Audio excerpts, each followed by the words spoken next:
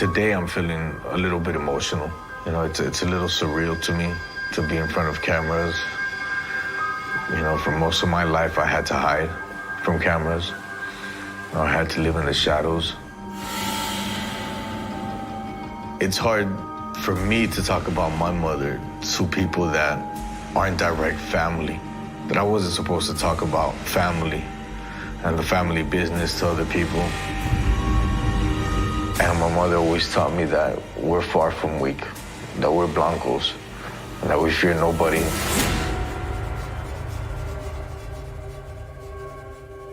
I started to understand that my mother wasn't a regular person.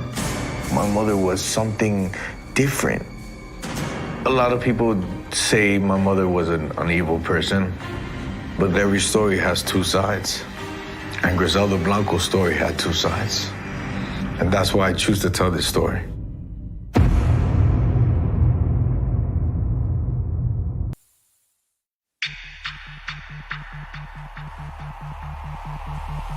My mother was Griselda Blanco de Trujillo. She was a very elegant lady, but when she went from elegant to rude, it was like a light switch. My father's name is Rubén Darío Sepúlveda. He was also known as El Artista, the actor, they would call him, because of his flamboyant lifestyle. He acted like a celebrity, but you knew that my mother was the top of the totem pole. He knew his limits. And when she said something, he would have to bow down.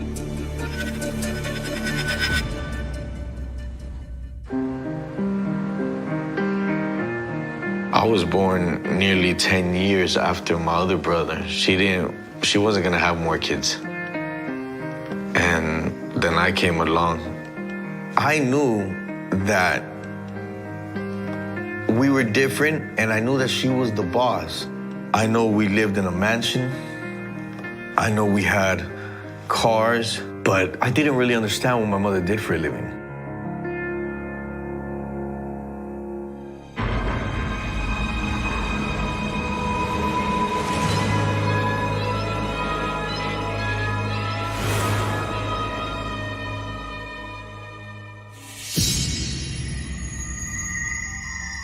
They used to call her the chameleon because she knew how to put on costumes. What do you think Mommy should be wearing tonight, baby? In my mother's master bedrooms, she'd always have, you know, the little round heads where she would place her wigs, and she would have multiple colored wigs, different style wigs. And she would dress up before going out with my father or going out for a business meeting with somebody. And I'd be like, what's up with all these wigs, Mommy? Oh, baby, this one is pretty. What do you say? She was camouflaging herself. And then she started to tell me, okay, if anybody ever asks you our names, my name is Beatriz and your father's name is Tony. And I go, no, it's not. You're Griselda and he's Darío. They're like, no, my name is Beatriz and his name is Tony. What are our names? And she constantly drilled me. And if people ask, what are our names? Do you remember? Beatriz and Tony. Good job. And I got it engraved in my head. So much that my neighbors would ask my father's name and I'd be like, it's Tony and Beatriz. I thought my mother was some type of celebrity. You know, I looked at her as an actress. I didn't know. I thought my mom was just having a good time wearing these different color wigs and different clothes and her different glasses.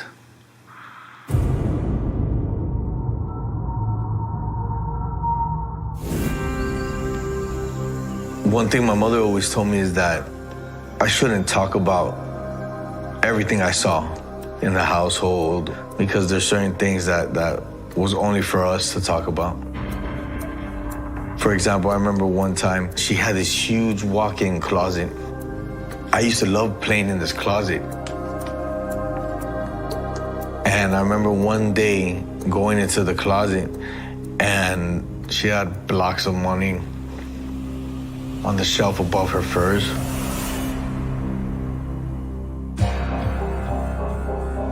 What did I tell you about snooping around? And I questioned her repeatedly on it. Why did she always have so much money in the house? Do you want to have a little bit of fun while mommy's working? All right, let's go. She would bring it down and she would be like, okay, you want to play with the money? Let's play with the money.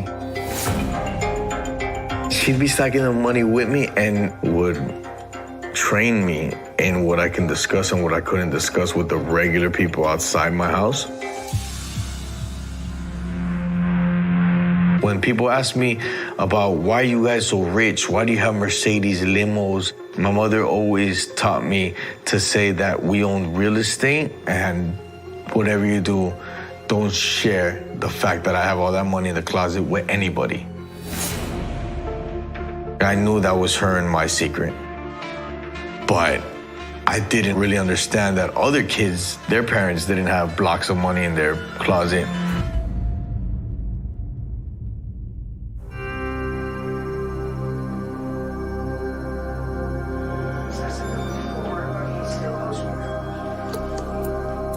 I lived a very solitary life. I don't really have memories of me playing with too many kids. I wasn't allowed to go to school.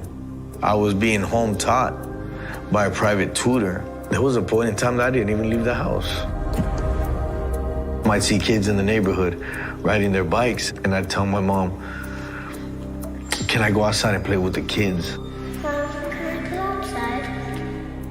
And my mother would tell me, not today, tomorrow. And I'm like, that's what you told me yesterday. And then she told me again, not today. And I would ask her why. And she would tell me that I had to understand that it wasn't quite safe for me to be in the neighborhood. And I'd be stuck in my house for days. To have my brothers around, all three of my brothers, to me, that was like the best thing in my life. My siblings were my best friends. But most of the time, I'd find myself wandering around the house.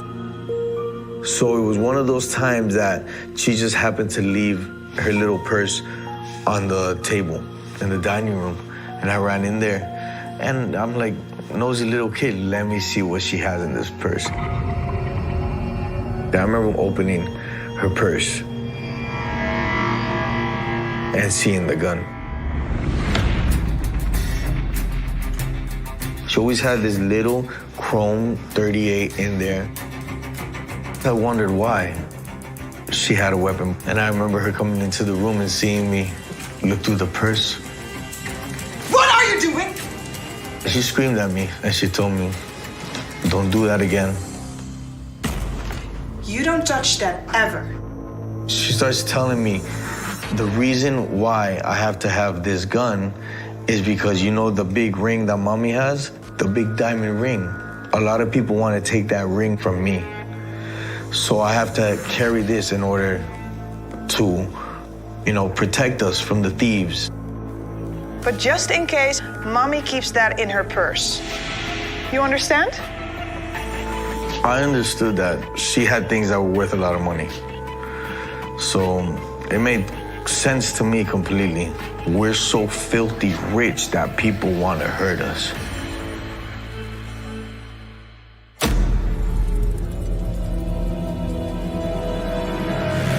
Get Michael out of here. I was escorted to the room on the side, and then a couple minutes later is when I started hearing the screams. Oh, no! Stop!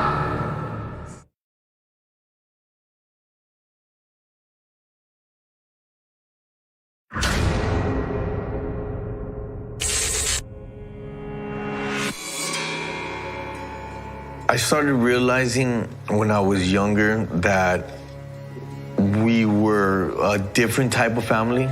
There was always an entourage of men. And I started to see more weapons, To me, it was, oh, they're protecting us because we're so rich. But when you have people living in your house at a 24-hour basis, they're no longer bodyguards. They're like my family. They'd be close to us while we ate. So dinner was a real big deal in my house. How is everyone doing? And I remember one day, here comes a certain individual that wasn't accustomed to sitting with the family. So he comes armed to the table. And my mother flipped out.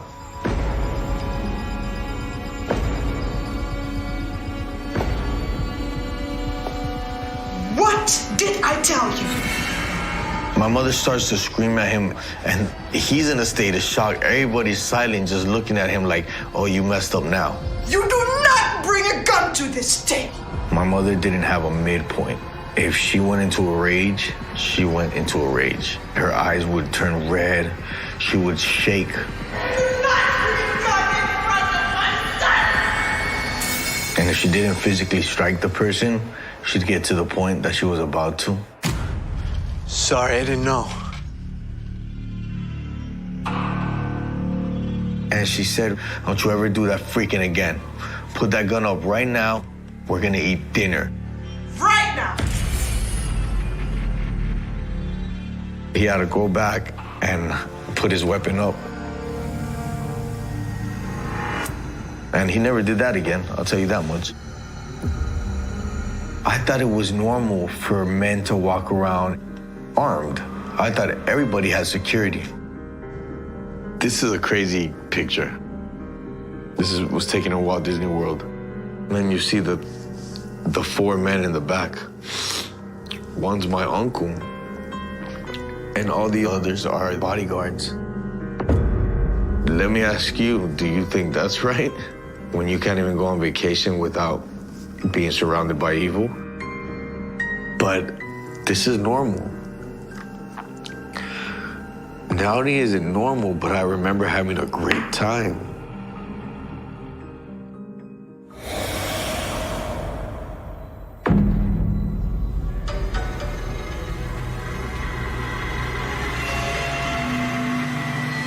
I became attached to a lot of the bodyguards that were around us a lot, because remember, I was a kid. I had no friends. So when one would disappear, it would affect me. This was my family. My mother always kept one certain individual around me, always. He was like a big brother. I saw him when I woke up. I saw him when I went to sleep. I saw him all day. I loved the guy. He was my best friend. And then one day he wasn't there. So I get up and I'm like, where's Mario? Mario? Mario! Mario usually comes, shakes me out of bed to go eat breakfast. Mario! Nobody answers.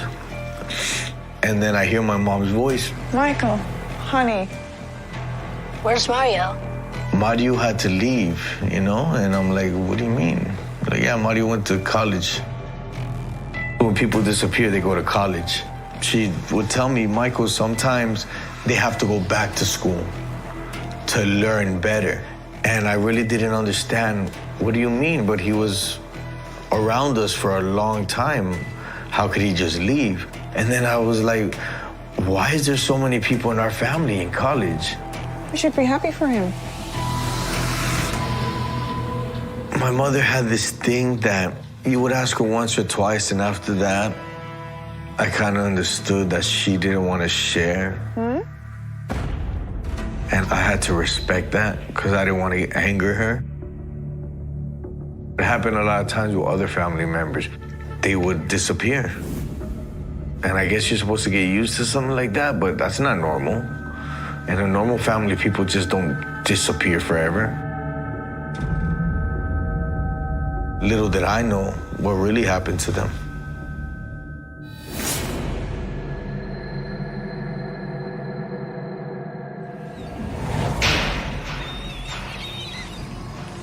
We were on a family vacation and we were staying at a hotel at the beach. and some of my mom's bodyguards bring in this individual. You could tell that he was forced to be there. And the man sees my mother and he turns pale. He turns white. And then he looks at her and tells her, "You fat son of a," screaming at my mother, "I'm gonna see you in hell."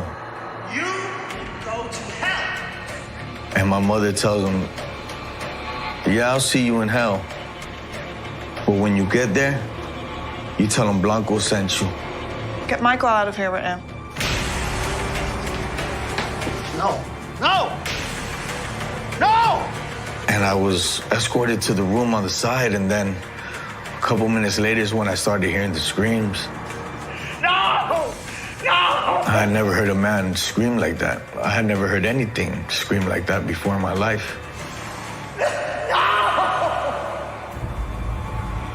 After a while, my mother walks into the room, Are you okay, Michael? and I told her, "Why was that man screaming?" And she tried to tell me, "Don't worry about that. Pretend you never heard that before." Good boy. But I understood that that man wasn't screaming anymore. Things kind of changed right then and there. I started to understand that my mother wasn't a regular person. My mother was something different. I never feared her, but I understood that she was to be feared.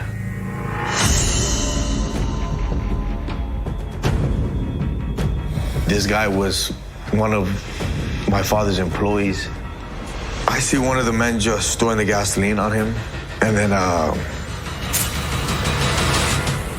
I could see the anger in my father's eyes.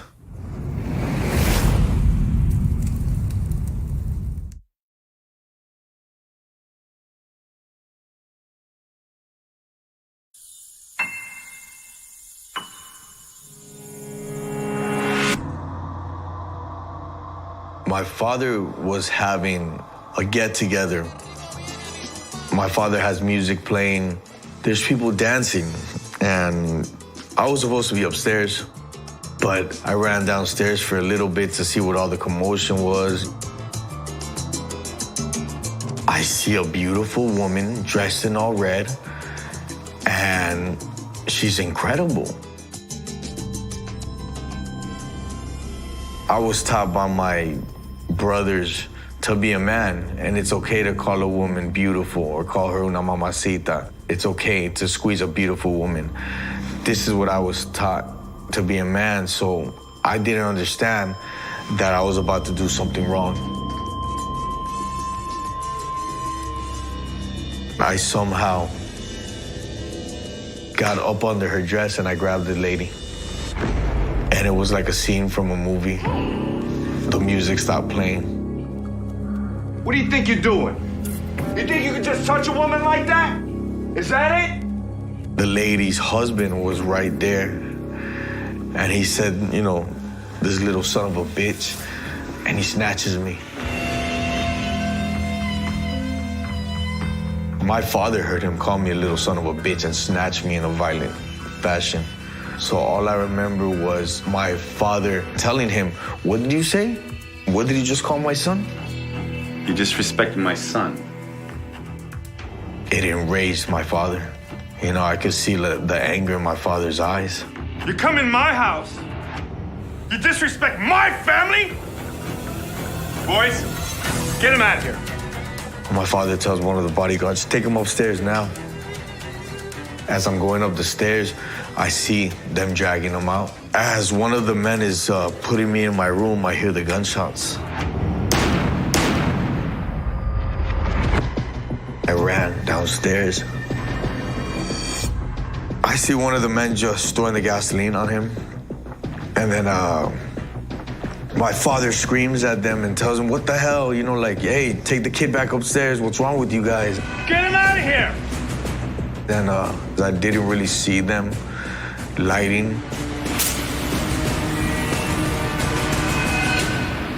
But I felt the heat from the fire.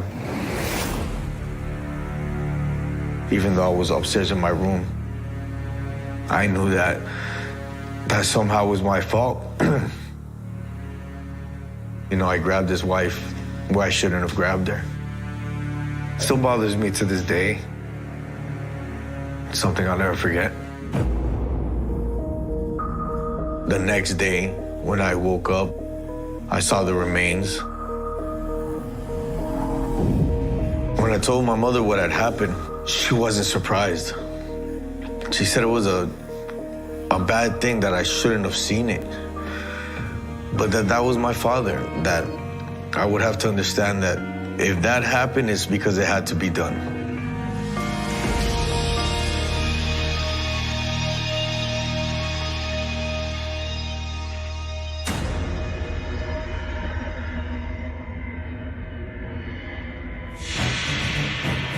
I remember one night waking up to my mother and my father arguing. Who the hell do you think you are? Griselle, just stop this, please. I come out the room to see them screaming at each other, my mother in tears, and I heard her crying and screaming at my father. What a scumbag he was, and how could he do that to her? And it turns out my father was cheating on my mother with an American lady. She was a tall, beautiful, blonde woman. So I guess my mother took it very personally. Get out of my house It was right just a now! one-time thing. I heard my mother tell him, "You son of a bitch, don't worry, I'm gonna kill that gringa bitch for you." She was getting madder and madder. And then I would see my father argue back, What do you want? which wasn't a good thing because my mother was the boss. Right then and there, I understood that their marriage was over. I understood that. That's it. My father didn't have a place in my mother's household anymore. I never saw my father with that lady again. And I found that weird, that this lady that I saw with my father before more than once just completely disappeared.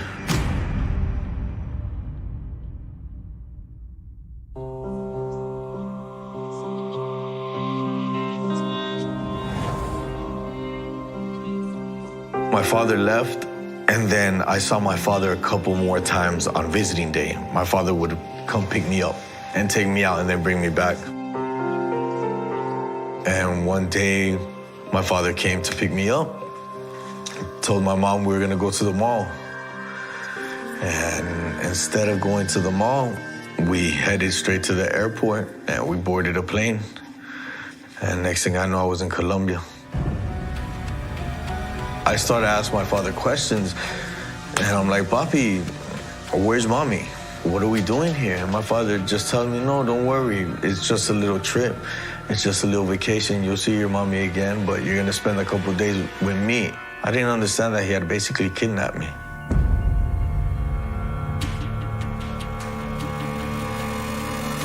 My father understands what's about to happen. So my father starts to run. And all I hear is that canyon.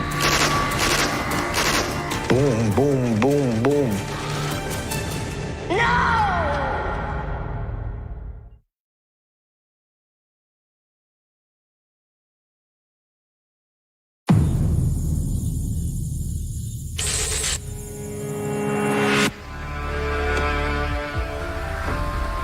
My father had taken me out the country without my mother's permission. He had kidnapped me, basically. And as we're heading towards the town, these police officers, they tell us to pull over.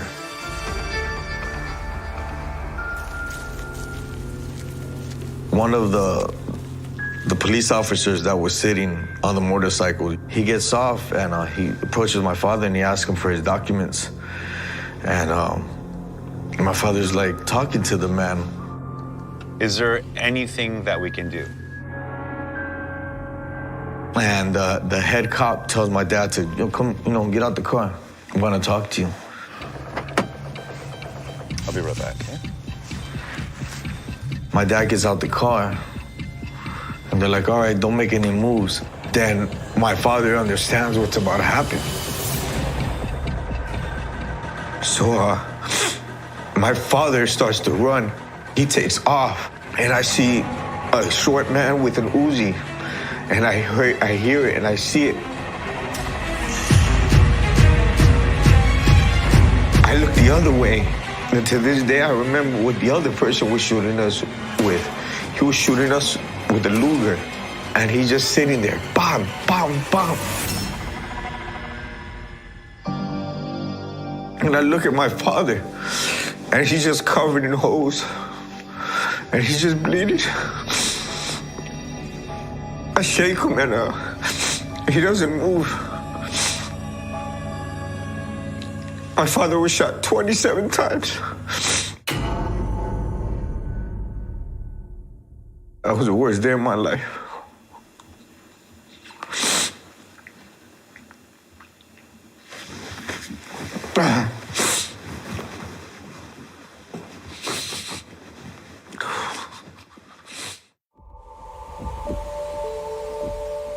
My mother sent somebody to pick me up, and I was back in Miami after a couple days or a week. Mommy. Oh, Michael. Oh, my boy. I'm so happy that you're home. I was so happy to be back in my mother's hands, and she just held me. I cried for a little bit. People started spreading the rumor that it was my mother who had my father killed for kidnapping me. I asked my mother who was responsible for the killing of my father, and she would tell me that it was our enemies. She told me, you saw what happened to Papi. The same people that hurt my father would probably try to hurt me again, do the same thing to her, that we had to protect each other, that the only thing that mattered to her was me. Everything is going to be fine. Do you trust me? Yes, I trust you, Mommy. My mother became so protective of me that she was always with me everywhere we went. I couldn't even sleep in my own room. I had to sleep next to my mom every night, and I had to be with her everywhere. I got very attached to her. Don't you worry. Mommy will keep you safe.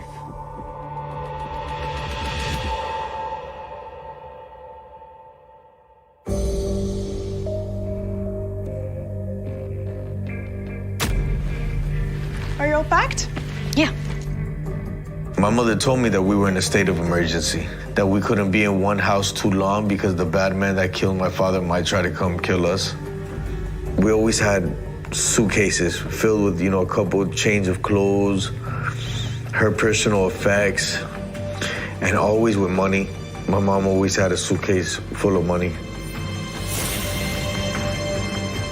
If it was time to go, she would just tell me, Michael, grab your little backpack, it's time to go.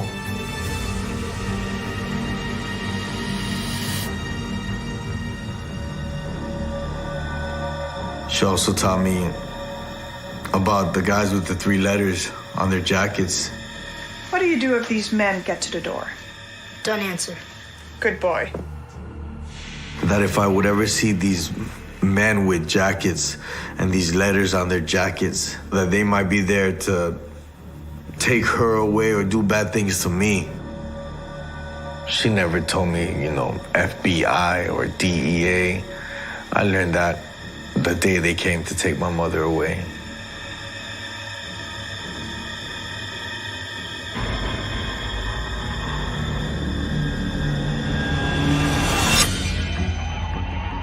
I see these gentlemen get out the car. And what are they? They're gentlemen with blue jackets and letters on their back and on their front. And my mother had already warned me about these gentlemen. I'm thinking they're here to kidnap me or they're here to hurt me like they hurt us in Colombia. The living room is flooded with people. And they're just tearing up the walls, the couches. There was such a commotion that I didn't know what was happening. There's hundreds of people here in my house. What are they doing in my house? They're ransacking my kitchen. They were searching for stuff I didn't know at the time. They walked me up the stairs, and my mother was sitting there next to the Bible. And she was crying. My gun! I have told you before, it Before that day, I can't recall seeing my mother cry.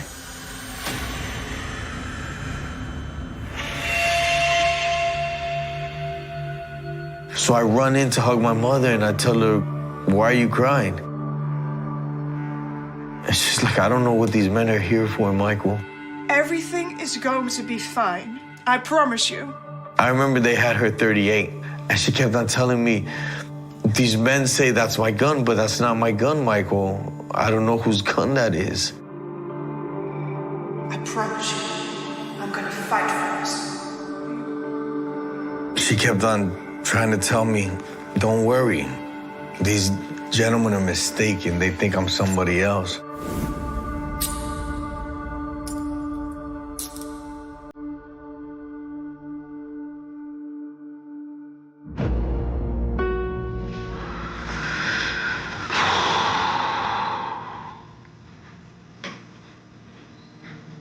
This was the day that my mother was taken away from me. In many ways, this day was worse than the day I saw my father assassinated. Because when my father died, I still had my mother. And I look at her eyes and I'm thinking, what are you thinking right now?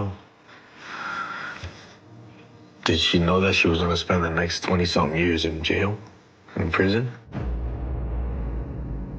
That stare is a stare of a woman that is still determined to win, even though she's lost it all right there. And we lost it all right there. In that moment, the jig was up. It was over.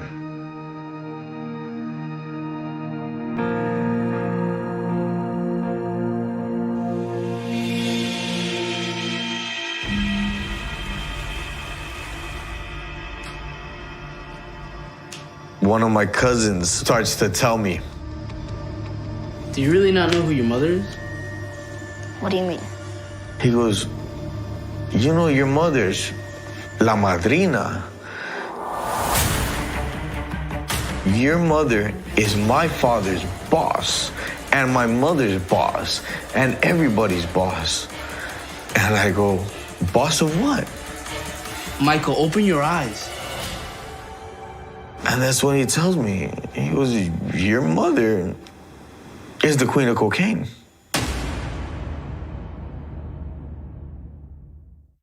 Do you not really know who your mother is? I know she's a very important person. My older cousin is babysitting me, and he tells me, "Your mother is the queen of cocaine. She's in charge of all this. Your mother's the Black Widow. She's the boss of bosses to all the Colombians." Can't believe you didn't know that.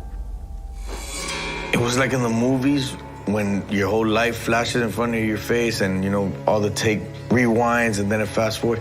Everything started to make sense. Those guys with the guns, my bodyguards, they were really bodyguards and hitmen. The different houses were really safe houses. The violent situations, it was just like in The Godfather. But it was in the Blanco family. I realized that I was just like Michael Corleone in the movie. Except there was no Godfather in my movie. There was a godmother, and it was my mother.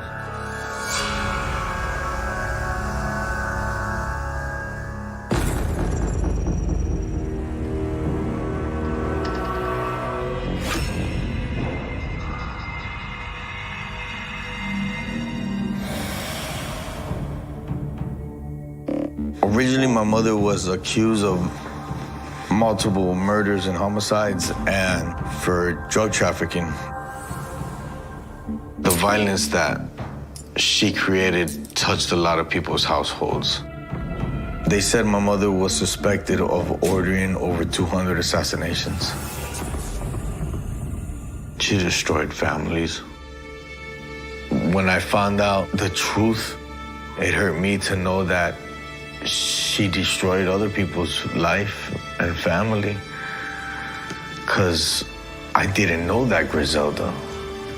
I knew my mommy.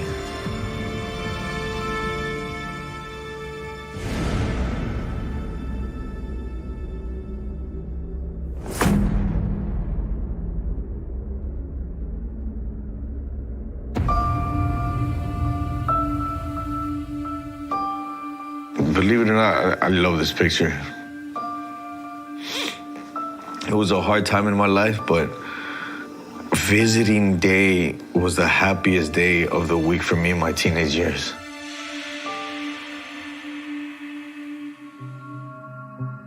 During my mother's incarceration, we'd constantly tell each other that, she'd be home soon, and that she'd be free, And then 1 year would turn into two to seven to 20-something years.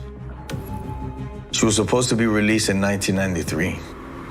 And in 1993, the state of Florida accused her of 2 more murders.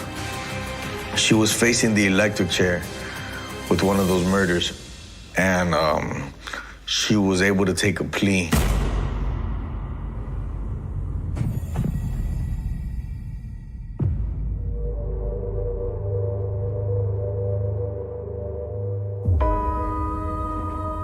One day, after a couple whiskeys, my brother decided to bring it upon himself and tell me the truth after harassing him. Come on. Tell me what happened. You sure you want to know the truth? Yeah. He said, yeah, Michael. Our mom had your dad killed for kidnapping you. She wasn't gonna let anybody steal her baby boy. You know when you know something, but you wish you never knew that? I knew.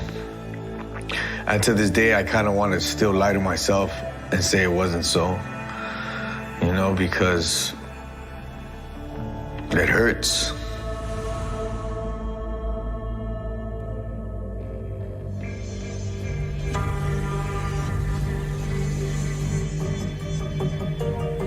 I went to visit my mother in the correctional facility where she was.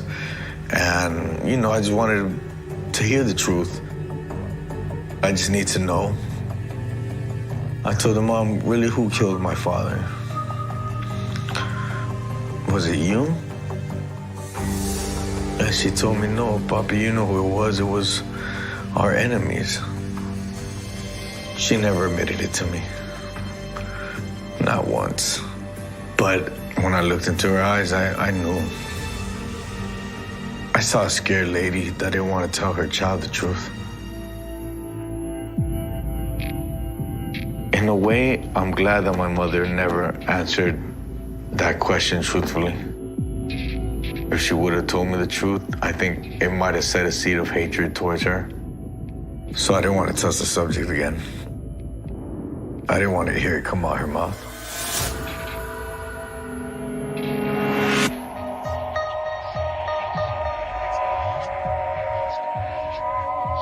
This was a picture that was taken before she was released. I see a person that is confused because she doesn't know what tomorrow is going to bring. She doesn't know what the real world has in store for her.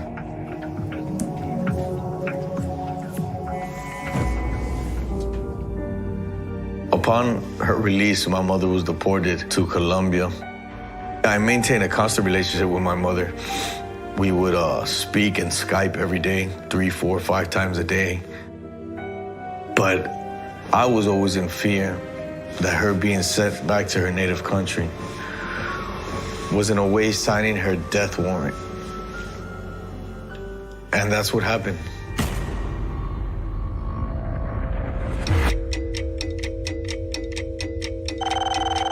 I got a phone call from a family friend, and he told me she was at a local carniceria, which is a butcher shop. 2 individuals pulled up on a motorcycle. One got out, shot her twice in the head.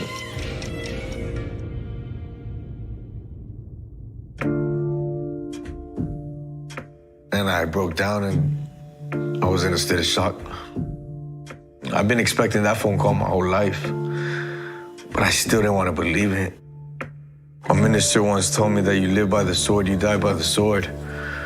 And I guess that's what happened in my mother's story.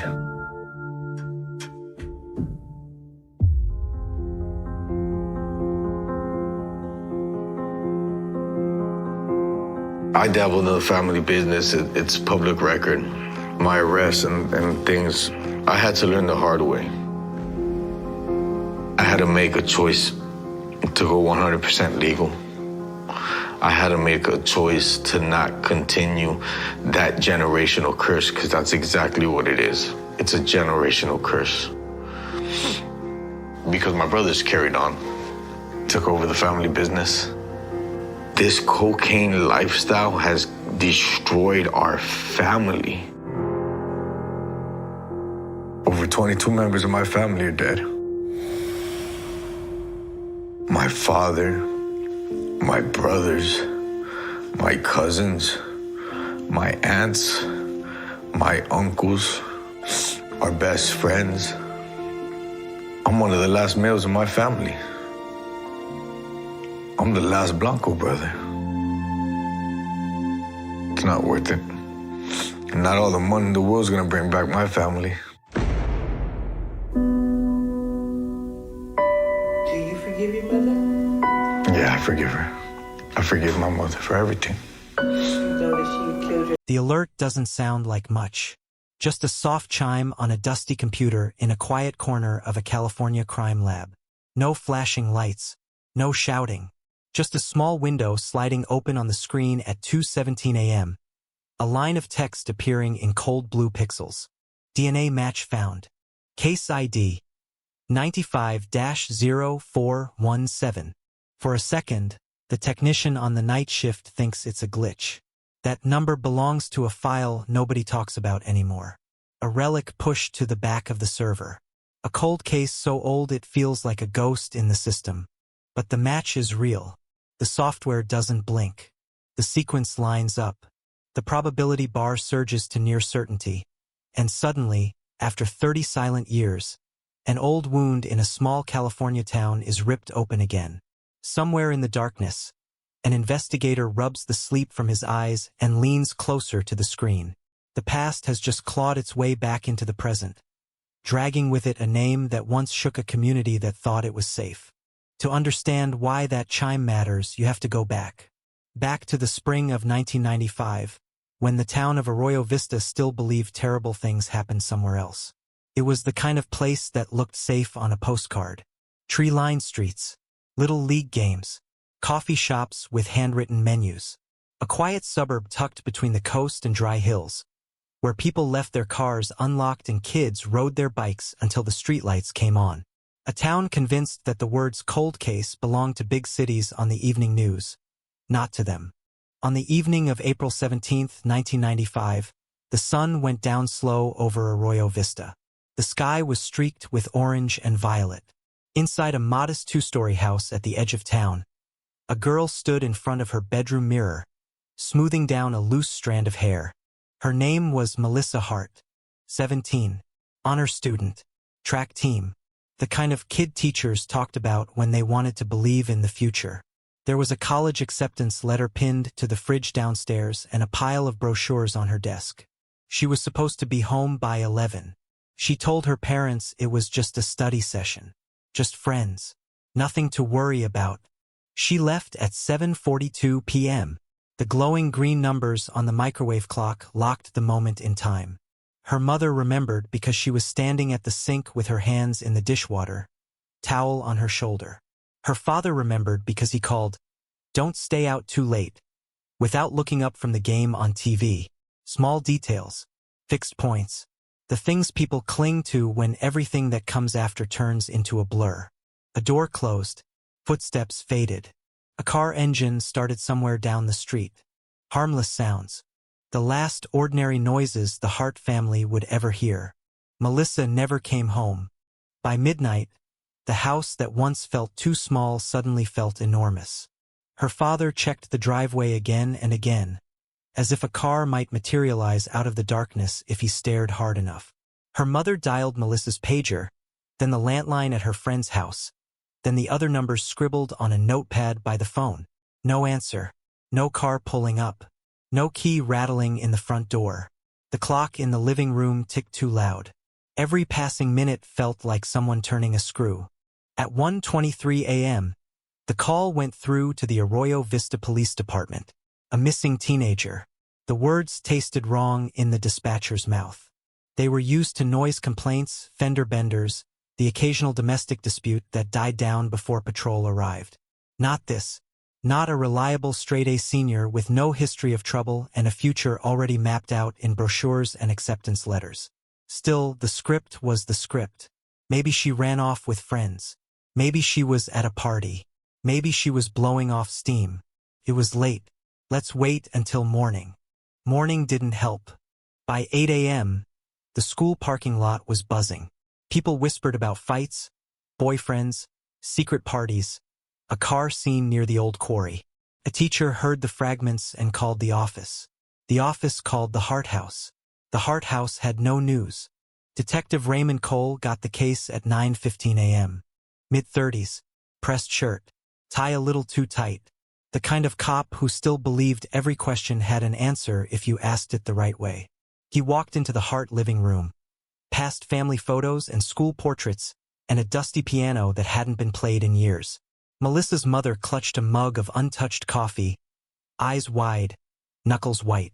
Her father sat on the edge of the couch, elbows on his knees, staring at the carpet like it might open up and swallow him. Cole asked the standard questions. When did you last see her? Did she seem upset? Any changes in behavior? New friends? Arguments? He wrote everything down, though he already knew most of the answers. No. She was fine. She was normal. She was a good kid. The words stacked up but didn't build anything. Just a wall of confusion. They found her car by noon. It was parked at the edge of an empty lot not far from the high school stadium. Nose pointed toward a chain-link fence. The driver's door was shut but unlocked. Melissa's backpack sat on the passenger seat, half unzipped. Her wallet was still inside. Cash, student ID, library card. Nothing looked ransacked, but nothing looked right. The air around the car felt too still, like the moment before a storm. Forensics taped off the area. Cameras clicked. Officers pushed back the curious and the concerned. A cold wind skimmed across the asphalt as clouds moved in, devouring the morning sun. It was the first time the word abduction hung in the air, unspoken but heavy. Inside the car, there was one thing that didn't fit. A folded flyer on the floor by the driver's seat. Damp, smudged, the ink bleeding at the edges. It was for a missing dog. A golden retriever named Sunny. Last seen near Creekside Park. Reward offered. The phone number was local, but handwritten, not printed. Cole picked it up with gloved fingers and felt a chill that had nothing to do with the weather. Melissa didn't own a dog. Nobody in her family remembered seeing that flyer before.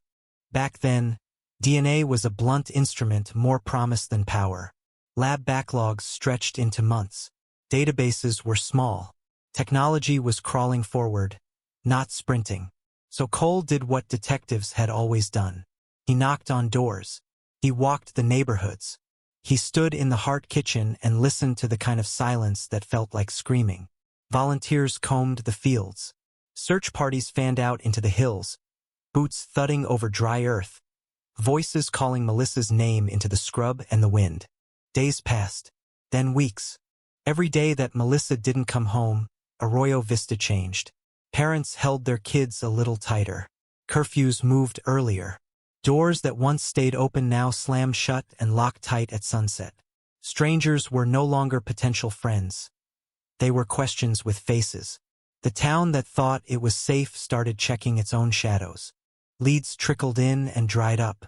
A clerk at a gas station thought he saw Melissa's car. A jogger claimed he heard a scream near Creekside Park. A man called in an anonymous tip about a suspicious van. Each thread unraveled in Cole's hands. Wrong time, wrong car, wrong girl. The investigation moved like a heartbeat on a monitor that was slowly going flat. So they went back to the basics. Evidence bags and paperwork. Fibers from the car seats. Latent prints from the door handles. A smear on the window that might have been a hand, or just the ghost of one. Maps on a corkboard, red lines connecting dates and names until the whole thing looked like a nervous system with no brain. Weeks slid into months. No body. No suspect. No confession. Just a missing girl and a town afraid of the dark. The box holding what they had was labeled, sealed, and slid onto a steel shelf in a climate-controlled room that smelled like dust. Case number 95-0417. Black ink on a white sticker. Official status. Inactive. Unofficial status. The story everyone tried not to think about. But the evidence didn't care about status. In that sealed box, on a scrap of fabric, in a trace of skin oil clinging to sun-faded paint, something microscopic waited. Patient. Silent. Invisible. Until, 30 years later, a quiet computer in a California crime lab woke it up with a single chime and a line of cold blue text that said, clearly, DNA match found. The screen glowed pale in the dark lab, its light reflecting off stainless steel and the tired eyes of a technician who'd seen too many false alarms. But this one didn't fade.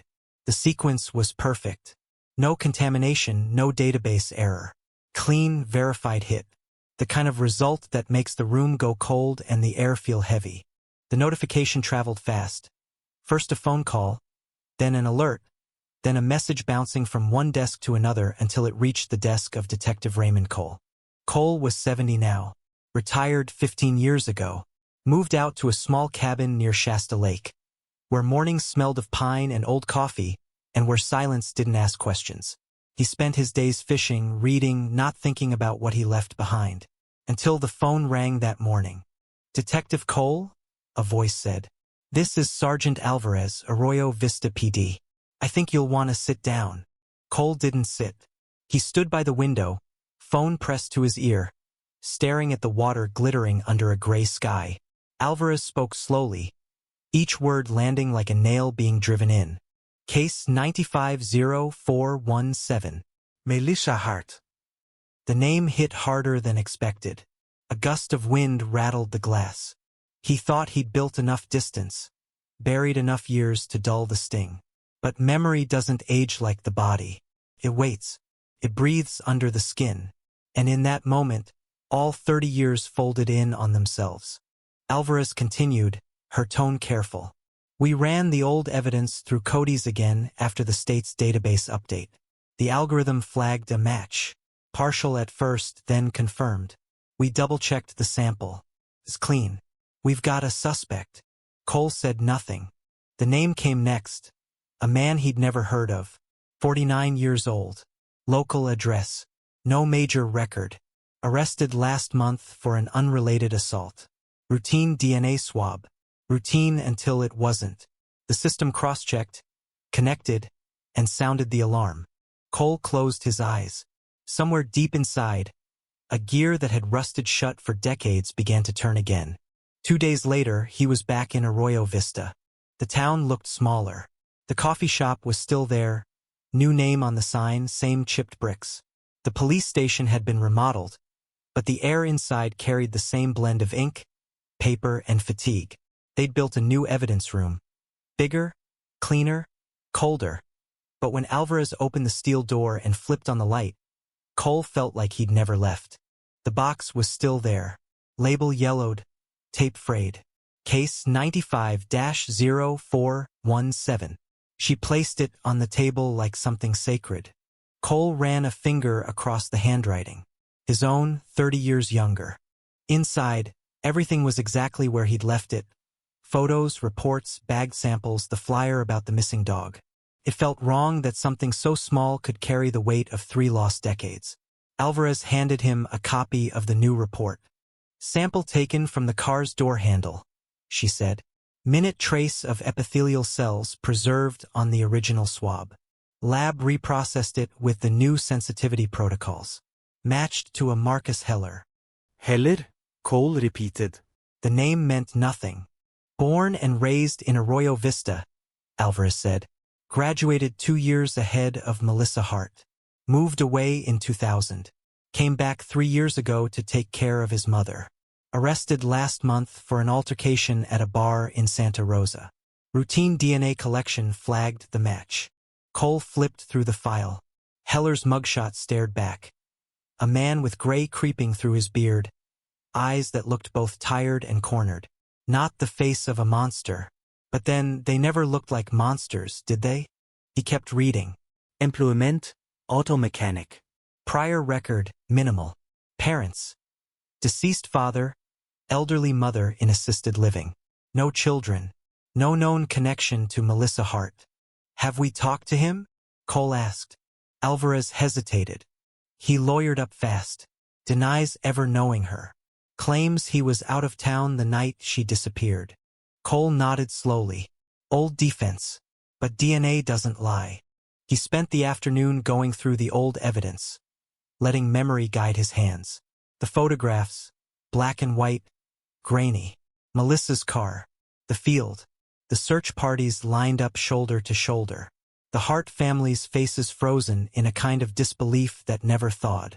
He remembered standing in that living room, the smell of coffee gone cold, the sound of a clock that wouldn't stop ticking.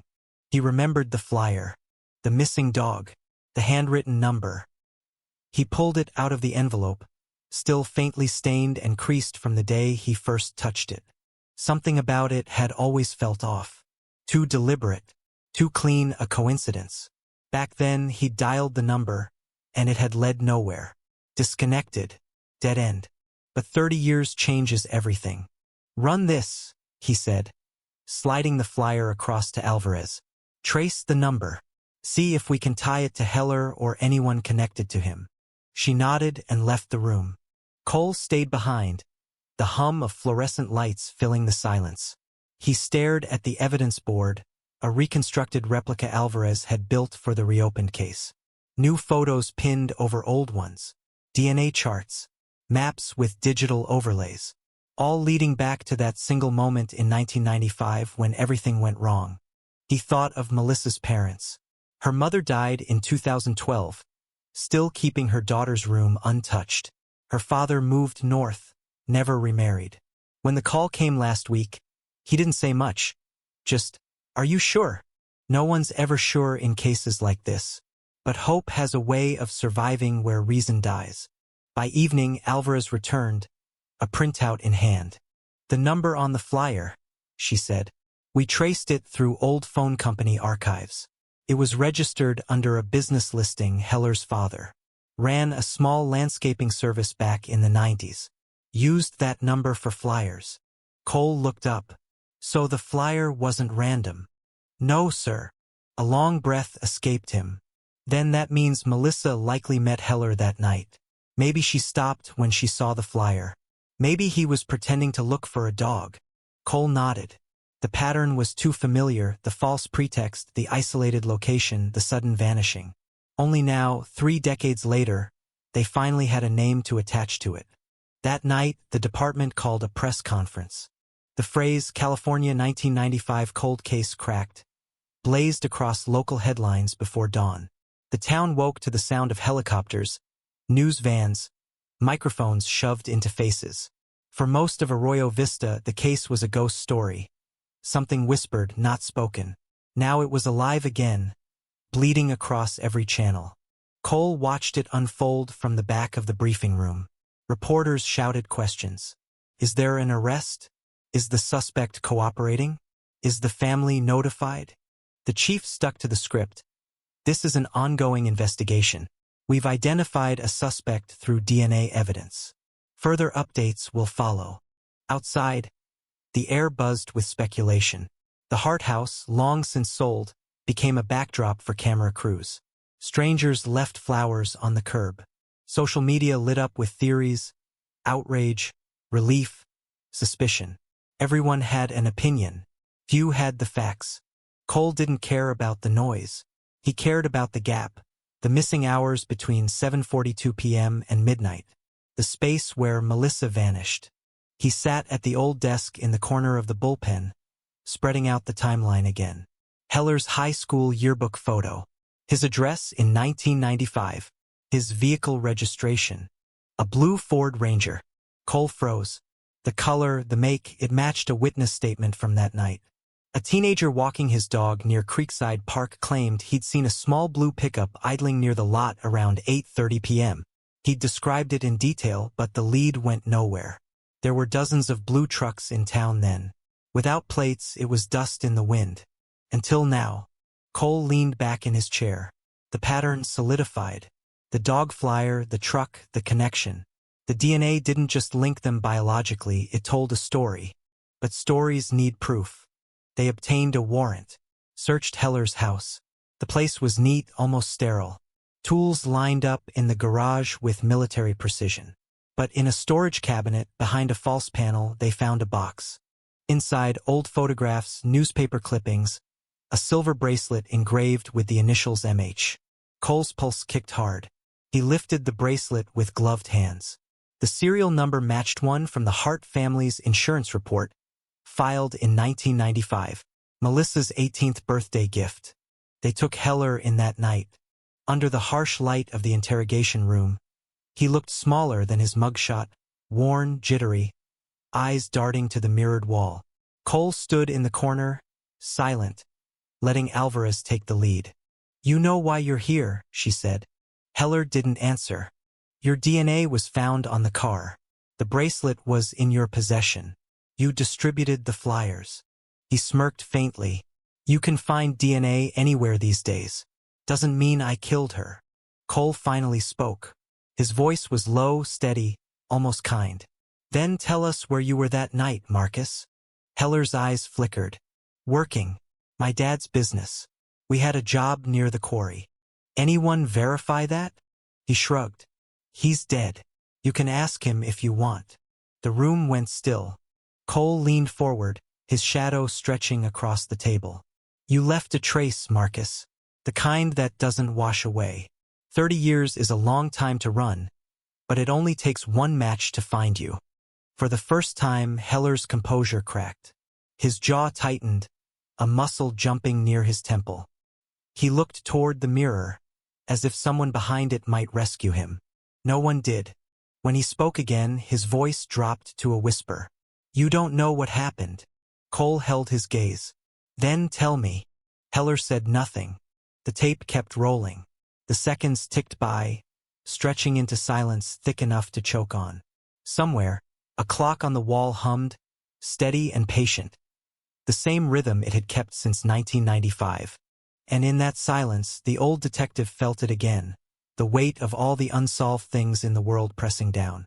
Outside, the news vans glowed in the dark like fireflies.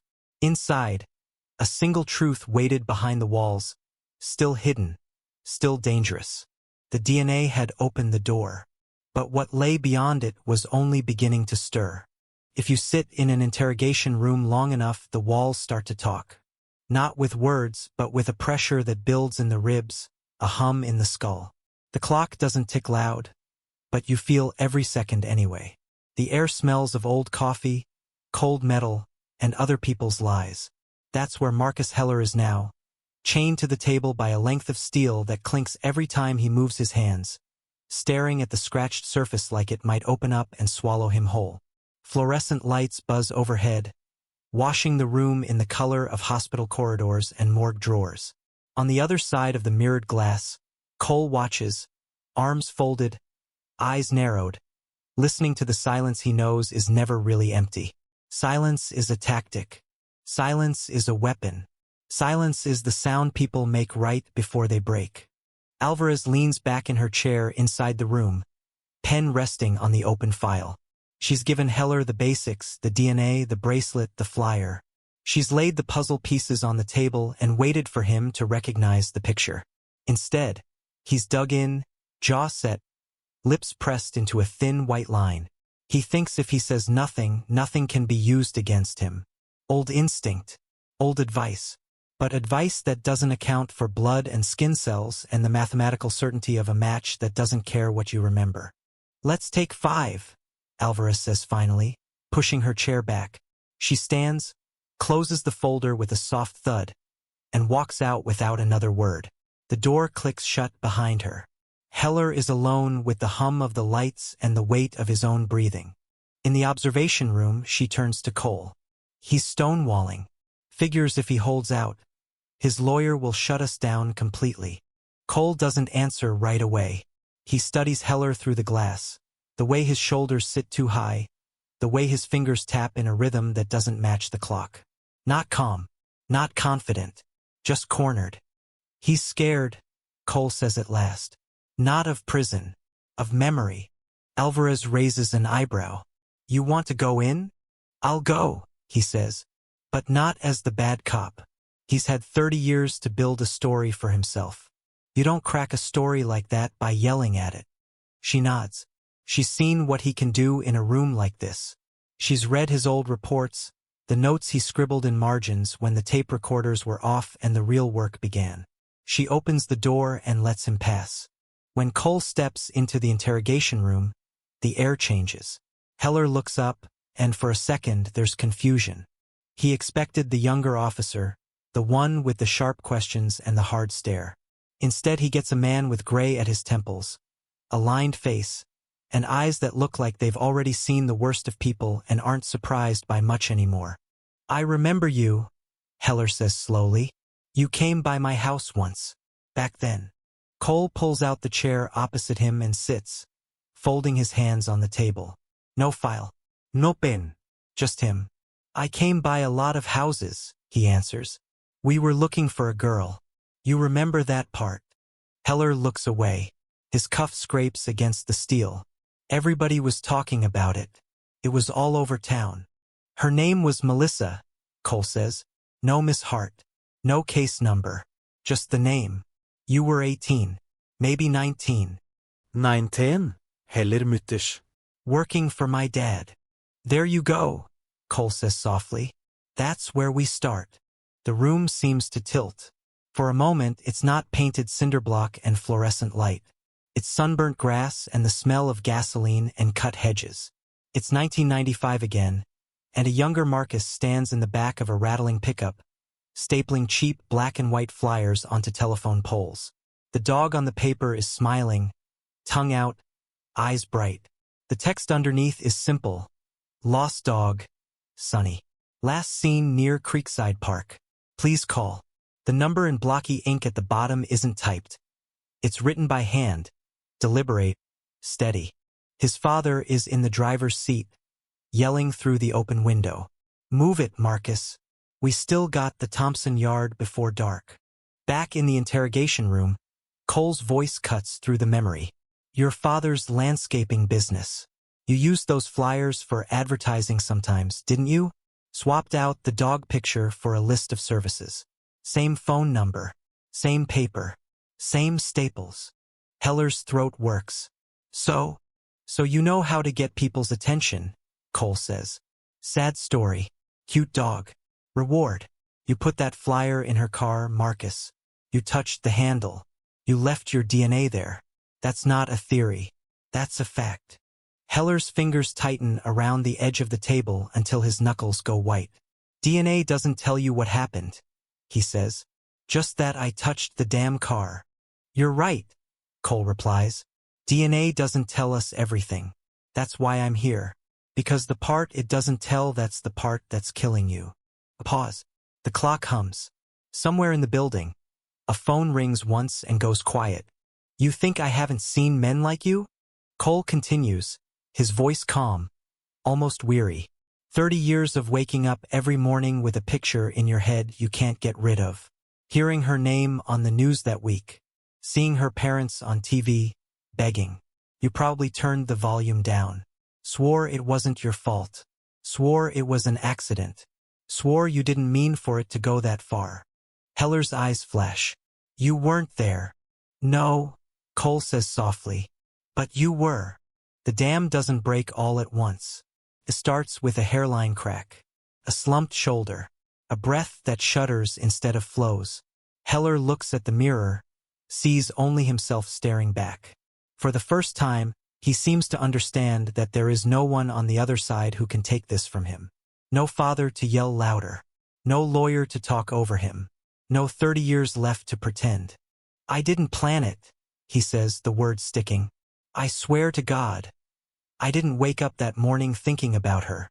Okay, Cole answers. Then what did you wake up thinking? Work, Heller mutters. Always work. Dad said we were behind. He wanted to hit the park that afternoon. Said we could pick up new clients near the stadium if we drove slow and let people see the logo on the truck. In his mind, the scene rebuilds itself. The sky bright, the air warm, the Ford Ranger crawling along the street next to the high school, the bed rattling with tools and flyers, Marcus in the passenger seat, sun in his eyes, resentment in his chest, his father barking orders, always barking. Then he saw her. She was crossing the lot with a binder under her arm, keys in her hand, hair pulled back in a loose tie. Melissa. He knew her face from school, knew her name, knew the way she laughed in the hallway with friends he never had. She moved like someone who belonged. He moved like someone who didn't. You knew who she was, Cole says quietly, watching the flicker in Heller's gaze. Everyone knew who she was, Heller replies. Teachers loved her. Principal's favorite. She had plans. And you? He laughs once, dry and bitter. I had a mower that wouldn't start and a father who thought I was too dumb for anything else. The anger in his voice isn't fiery. It's old, rusted through. So you made your own plan, Cole says. Tell me how it started. Heller swallows. His cuff clinks again. We were parked near the stadium, waiting for Dad to finish yelling at some client on the phone. I got out, took a couple of flyers. I'd made the dog up. There was no Sonny, just a picture I'd cut from a magazine. I thought people like her would stop if they saw it, because they care, because they're good. He squeezes his eyes shut, as if the memory is too bright. I walked up to her, he says, asked if she'd seen a golden retriever, told her my mom was heartbroken, told her I was putting up signs. She smiled and said she'd keep an eye out. She took a flyer, said she'd drive by the park and look. Did you ask her to meet you there? His voice drops. I said I'd be there after dark. Said dogs sometimes wander when it's quiet. I don't know why I just wanted to talk to her more. Away from everyone else. Somewhere my dad wasn't shouting in my ear. You followed her, Cole says. Yes, Heller whispers. The room feels colder now. The air denser. I waited, he continues. Dad dropped me at home after the last job. I told him I had to fix something at the park gate, that a lock was jammed. He didn't care, as long as the tools were back by morning. I took the truck, drove to the lot near the stadium. Her car was there, just like she said. She was walking the perimeter, calling for the dog that didn't exist.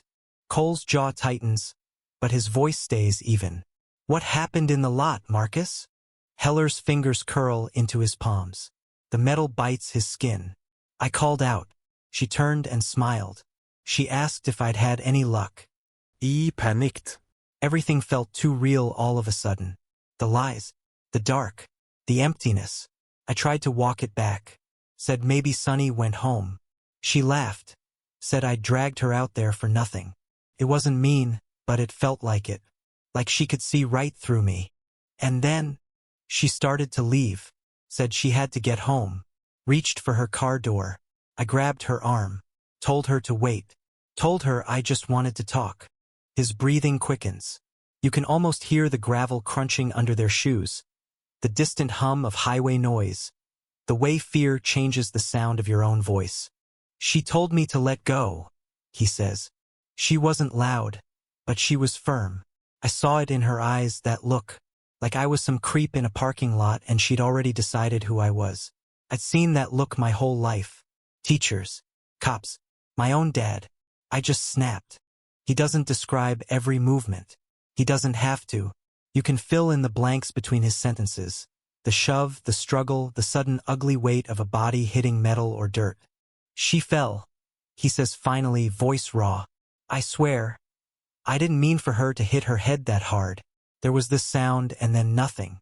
She wasn't moving. I shook her, called her name. There was blood on her hair. Not much. Just enough to make my hands slick. Across the table, Cole's face doesn't change, but his fingers curl slightly tighter together. You checked for a pulse? He asks. Yes, Heller whispers. I think so. I don't know. Everything was loud. My heart, my breathing. I just knew she wasn't waking up. And then headlights came around the corner. Another car. I dragged her behind the truck. I thought if they saw us, it was over. They'd think they'd know. So you put her in your truck? Cole says, following the path he's been tracing in his mind for 30 years. Heller nods, eyes glassy. I wrapped her in a tarp from the toolbox. Drove. I don't even remember most of the ride. Just trees and dark and the road humming under the wheels. I went where we used to dump yard waste. An old service rode off the highway, past the last streetlight. Nobody goes there after midnight. Cole leans forward. This is the moment. The question that has been hanging in the air over this town since 1995. Where, exactly? Heller's eyes flicker back to the mirror. Fear shifts into something else.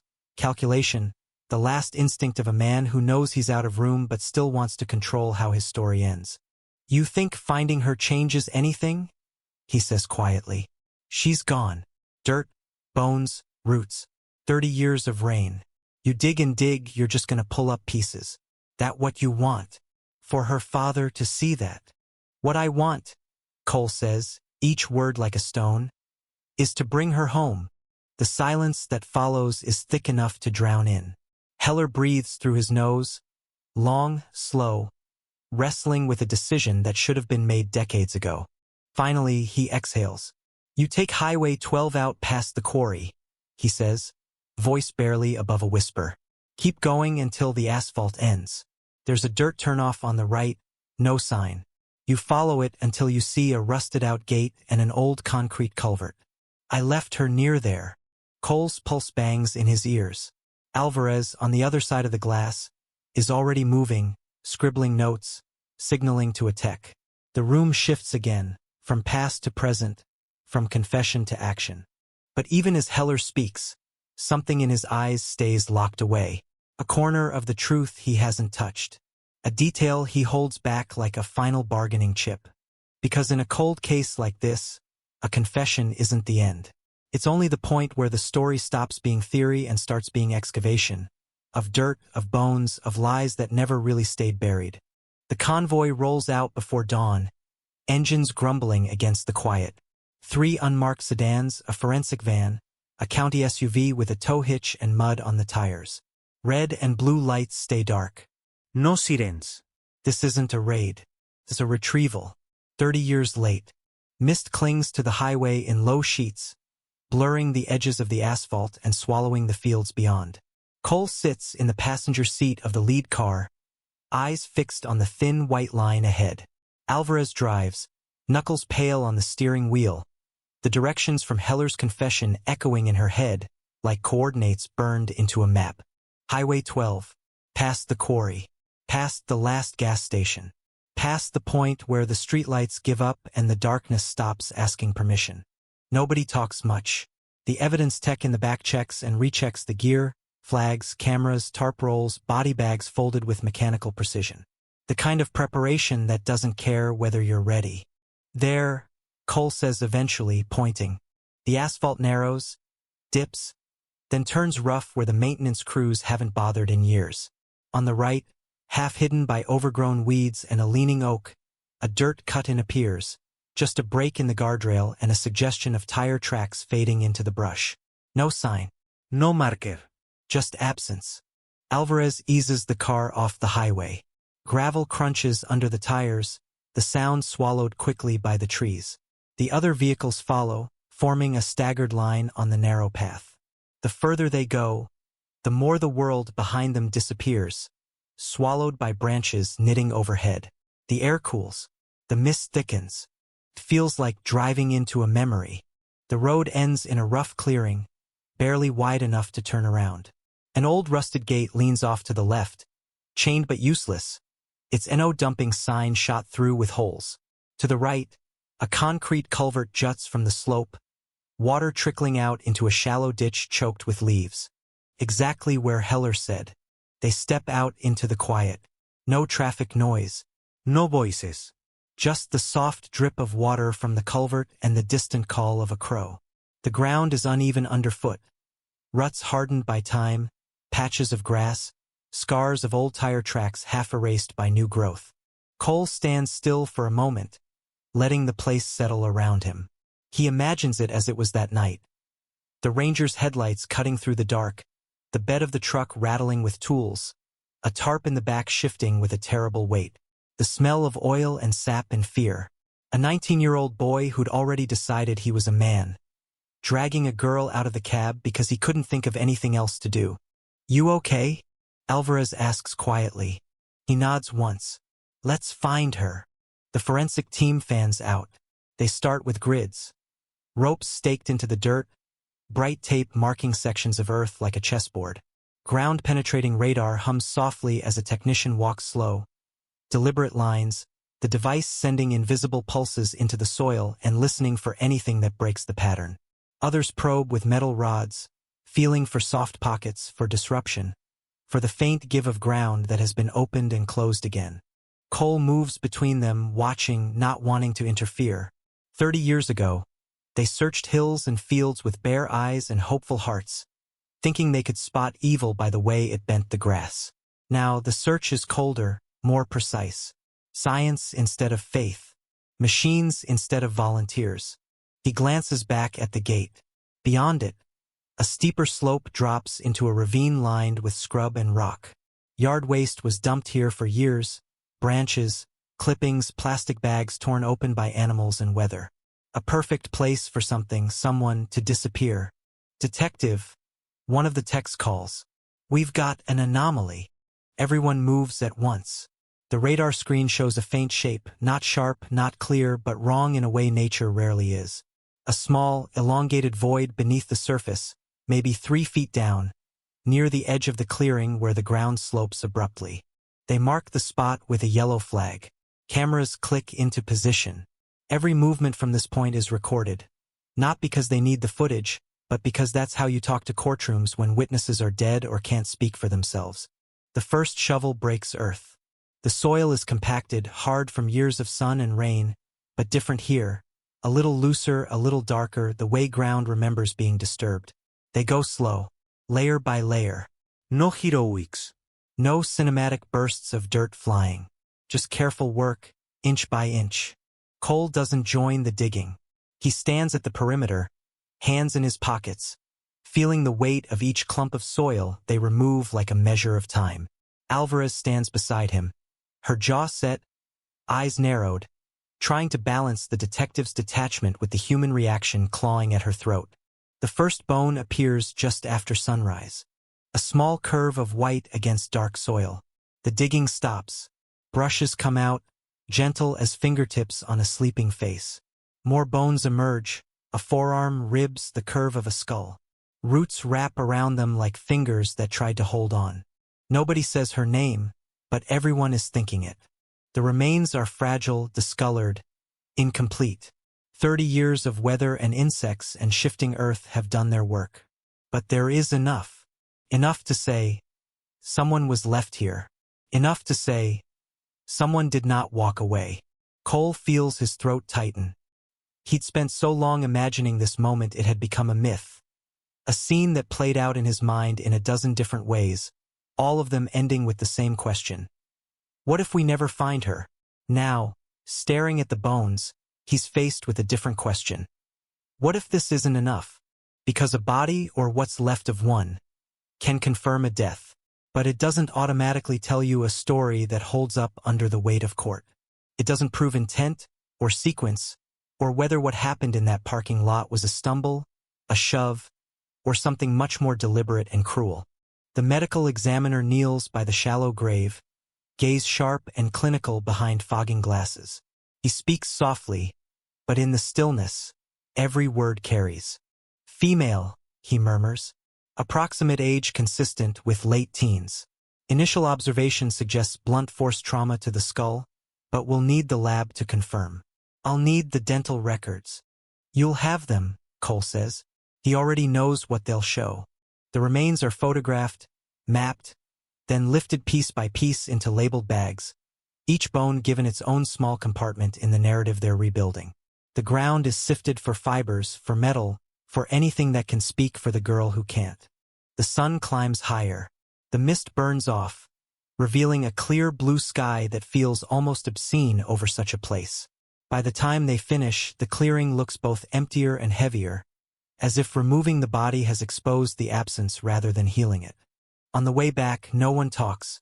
Dirt clings to boots. The smell of disturbed earth lingers in the car longer than it should.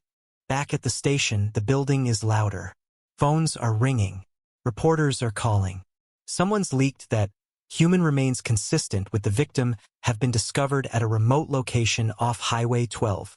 The headline writes itself. People are already reposting it, sharing it with shaky captions and old memories. Cole doesn't stop in the bullpen. He walks straight to the interrogation wing. Heller is still in the same room, chained to the same table, though his posture has changed. He sits lower now like a puppet whose strings have been cut. When Cole steps inside, he brings the smell of the clearing with him. Soil, sweat, cool air. Heller's eyes flicker to the dirt smudged on Cole's pants, then to the faint smear on his sleeve. "You went," Heller says. "Yes," Cole replies. "We found her." Heller looks away. His jaw works, but no sound comes out. His shoulders twitch like he wants to shrug, but the gesture dies halfway. "She was where you said she'd be," Cole continues, "wrapped in what was left of the tarp. The grave was shallow, hasty. You were scared." "I told you," Heller mutters. "I panicked." "The skull shows signs of blunt force trauma," Cole says. "Hard impact. That's consistent with a fall." "Maybe." Heller's gaze jerks back to him at that last word. "What do you mean, maybe?" Cole holds his eyes. "It also could be consistent with more than one impact." The room tightens. It's not an accusation yet, not fully. It's an opening, an invitation to walk deeper into the truth or turn and run from it. I dragd her, Heller protests. "It was rough ground. Rocks. Maybe I wasn't careful." "Maybe," Cole says. "Or maybe there's more you're still not telling me." Heller's silence now is different. Earlier it was defiance. Now it's calculation mixed with fear. He knows enough to realize that partial honesty can be more dangerous than a full lie. Once you admit to a piece of a thing, the rest becomes easier to pin on you whether you say it or not. Cole softens his tone. "Look, you've already admitted to being there, to grabbing her, to moving the body. That confession plus the DNA and the remains, that's enough to put you away for a very long time. The only thing you still control is how much of what really happened comes out with you." "What does that even mean?" Heller snaps, the edge slipping back into his voice. "It means there's a difference between a panic and a pattern," Cole says. "Between a shove and a beating. Between a mistake and a decision. The evidence is going to talk, Marcus. The bones will talk. Do you really want them telling a story you don't?" The image hits Heller harder than any threat. Bones talking. Bones accusing. Bones filling in the parts he's tried to blur for 30 years. "I didn't torture her," he says suddenly, forceful. I didn't do things like that." Cole doesn't flinch. "Did you touch her after she fell?" The question hangs in the air like a knife. It's clinical, almost gentle in its phrasing, but there's no misunderstanding what it means. Heller's eyes go wild for a second, fight, flight, freeze, all battling at once behind the glassy stare.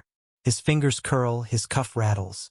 He looks at the mirror again as if hoping someone will call time, will step in, will offer him a script. No one does. "I checked if she was breathing," he says, voice too fast. "I told you.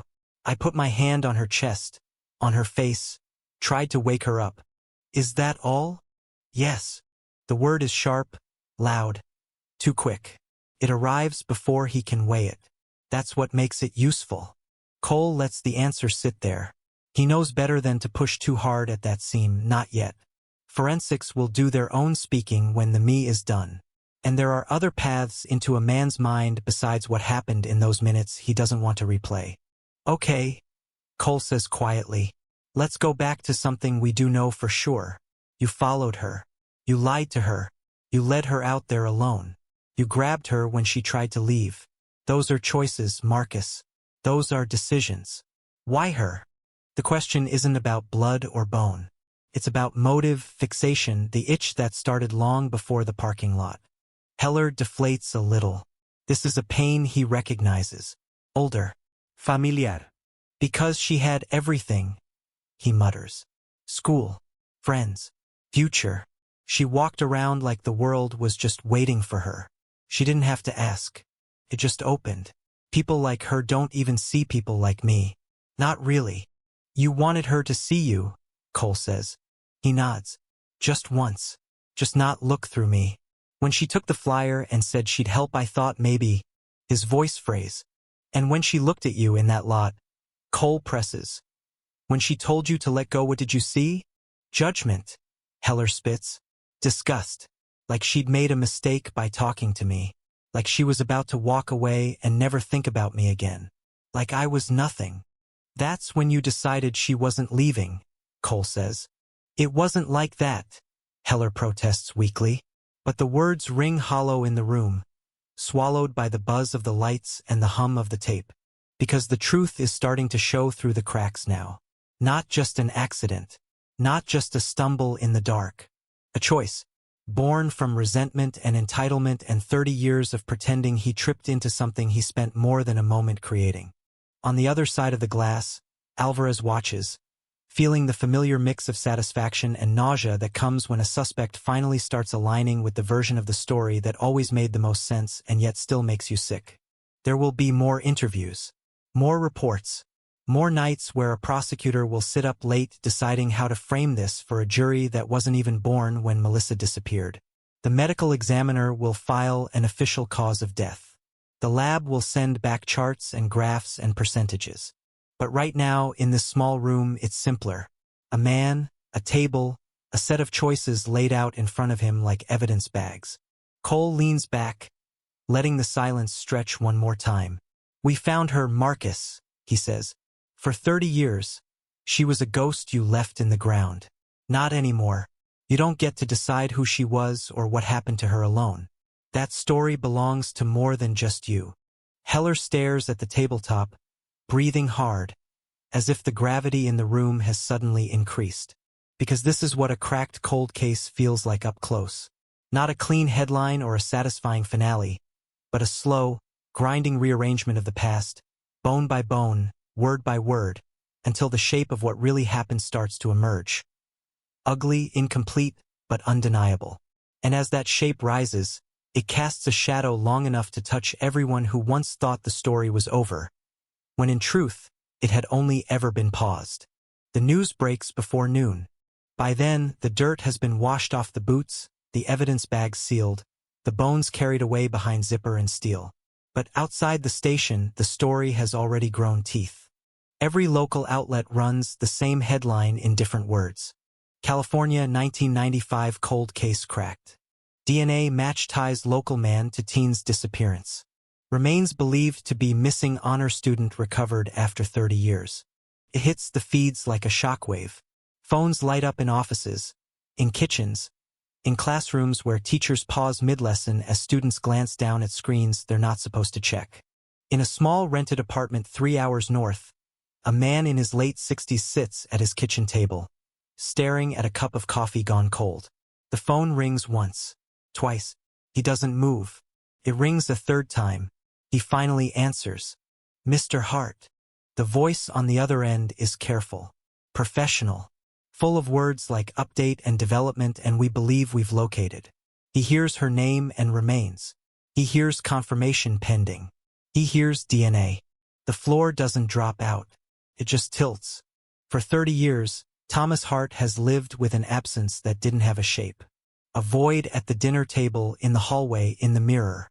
A missing person poster in his mind that never yellowed, never tore, never came down. Now someone is trying to turn that absence into a place on a map, into coordinates, into a body. Are you certain? He asks, though he already knows certainty is a luxury no one has in this story. We're as certain as we can be at this stage, the voice answers. We'd like you to come down, sir. There are things we need to go over, and you deserve to hear this in person. He agrees.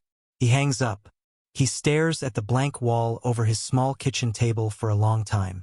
Then he opens a cupboard, reaches to the very back, and pulls out a shoebox he hasn't touched in years.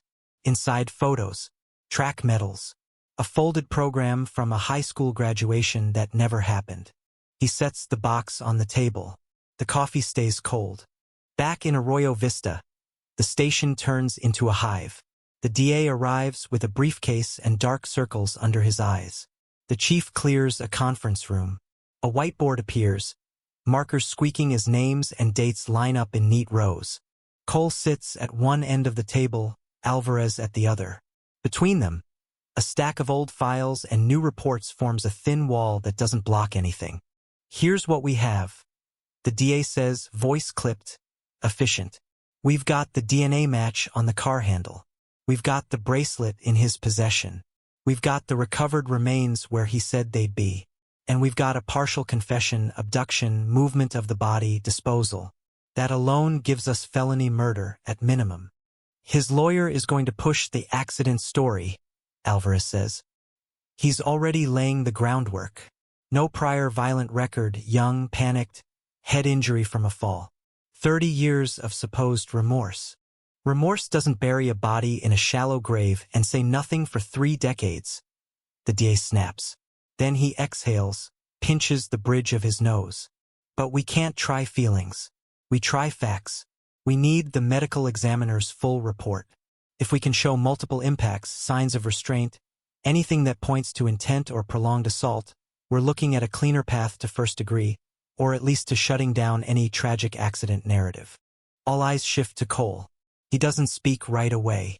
He's still hearing Heller's words in that cramped interrogation room. I didn't plan it. Panicked. I didn't do things like that. He knows better than to trust a man trying to edit his own history. But something in Heller's face when he talked about the parking lot, the grab, the look in Melissa's eyes, it wasn't premeditated in the Hollywood sense. No meticulous calendar. No written manifesto. But there are other kinds of planning. Slower. Smaller. Built from years of resentment and fantasies no one sees. Don't underestimate what 30 years of lying to yourself can do, Cole says finally. He's been rehearsing that story longer than most of our jurors have been alive. He's going to sound convincing, even to himself. We don't need them to like our version, the DA says. We just need them to see his doesn't fit the evidence. As if summoned, the medical examiner's office calls. The report's ready. The autopsy sweet smells of disinfectant and cold metal. The air hums with low machinery. On a stainless steel table, what's left of Melissa Hart lies under a sheet. Not whole, but carefully arranged, each bone mapped and labeled. The me, Dr. Laird, stands over a light box, X-rays glowing faintly blue in the dim. She doesn't waste time with small talk. Radiology first, she says, tapping the image of the skull. We've got a depressed fracture on the left temporal region. Consistent with a hard impact against a flat surface, metal, concrete, maybe packed earth. Could that be from a single fall? Alvarez asks. It could, Laird answers. But there are also microfractures along the parietal bone here and here, smaller, clustered. That pattern is more consistent with at least one additional impact, possibly more, from an object or repeated contact. Someone hit her, Alvarez says. Or she was struck against something more than once, Laird corrects. Either way, it's not a clean, one-and-done slip and fall. There was force. There was repetition. Cole studies the ghostly image. He imagines the parking lot again, the grab, the struggle, the desperate need to control what wouldn't be controlled. A single shove turning into a series of blows, each one a choice. Anything else? He asks. Laird hesitates. This is the part where the air in the room changes. We found fine particulate matter in the nasal cavity and upper airway, she says. Traces of decomposed organic material consistent with soil from the burial site. Given the condition of the remains, we can't be absolute. But the most likely interpretation is that she inhaled dirt. Alvarez frowns. You're saying? I'm saying, Laird continues, each word heavy, that there is significant evidence she was still breathing when she went into the ground. The room goes quieter than any morgue has a right to be. It's a different kind of horror. Headline horror is quick. A flash of words, a sharp intake of breath. This is slower. It seeps into the gaps between the ribs, crawls under the skin. She could have been unconscious, Laird adds. Shallow respirations, agonal breaths. The body acting on autopilot. We don't know what she was aware of. But biologically speaking, she wasn't fully gone yet. Cole feels something crack inside that has nothing to do with bone. For 30 years, he'd imagined a moment. An impact, a snap, an instant where life ended and everything after was absence. Now the picture shifts. Now there's time in between. Minutes where she lay in the back of that truck, wrapped in plastic, lungs struggling, heart pounding, while the road hummed beneath her and the boy who put her there told himself a story about inevitability. Do you understand what this does to his panic narrative? The DA asks, voice tight. It doesn't just weaken it, Cole says quietly. It nails it to the wall. Because panic is a surge, a flash, a moment where you lose control. Driving to a remote site, digging a hole, lowering a still-breathing girl into the earth, that's not panic. That's a sequence. A series of chances to stop that he didn't take. Laird continues, clinical. We found no definitive evidence of sexual assault, given the state of decomposition. That doesn't mean it didn't happen, only that we can't prove it one way or the other. What we can say is, blunt force trauma and asphyxiation are both likely contributing factors. Official cause of death, homicidal violence, combination of cranial trauma and burial while still vital. Homicidal, not accidental, not tragic, not something that just happened. They thank her. They leave.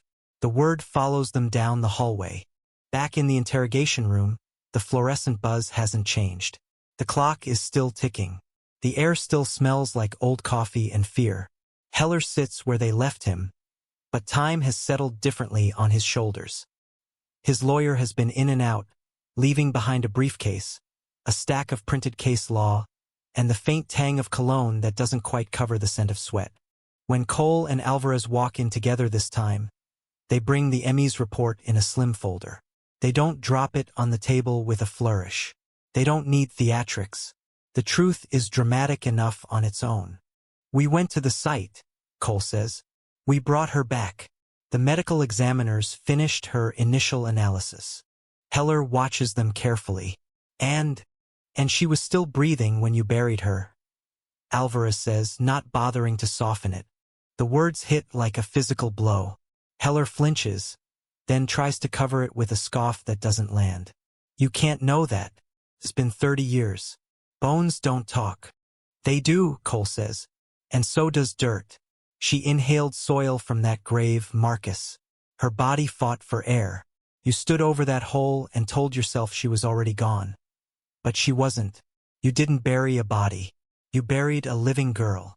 Heller shakes his head hard, chains rattling. No. No.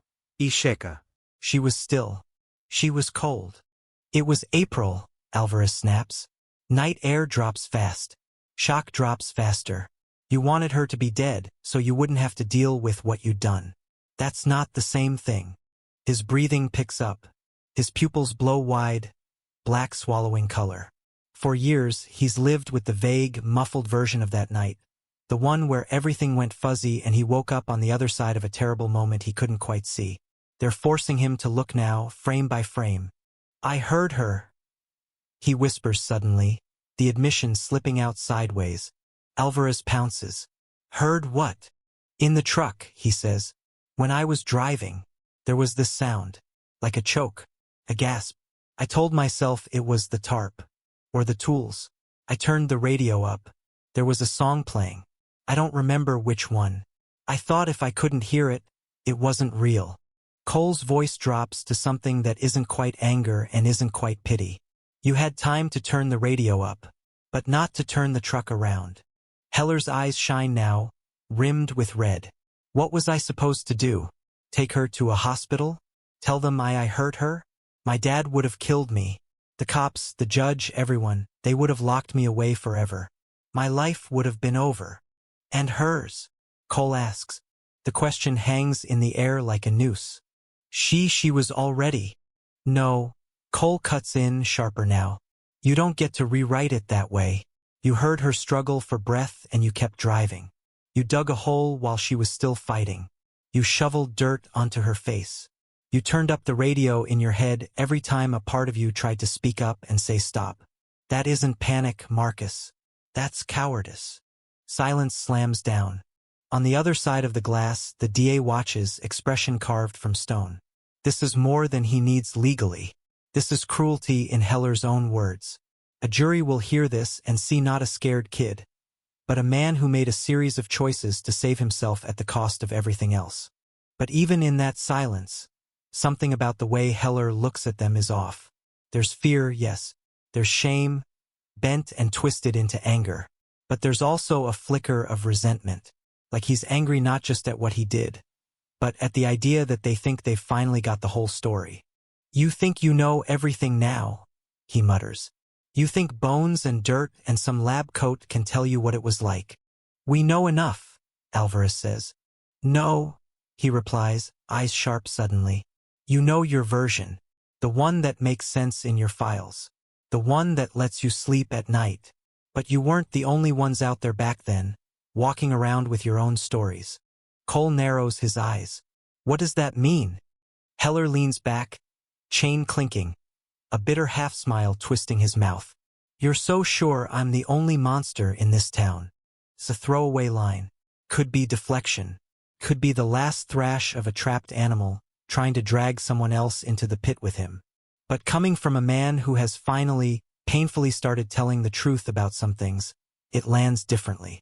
Because in a case like this, you learn early on that there are layers. The obvious crime, the hidden motives, the things you can prove, the things you can't. And sometimes, when you finally crack a cold case, what spills out isn't a clean, singular truth.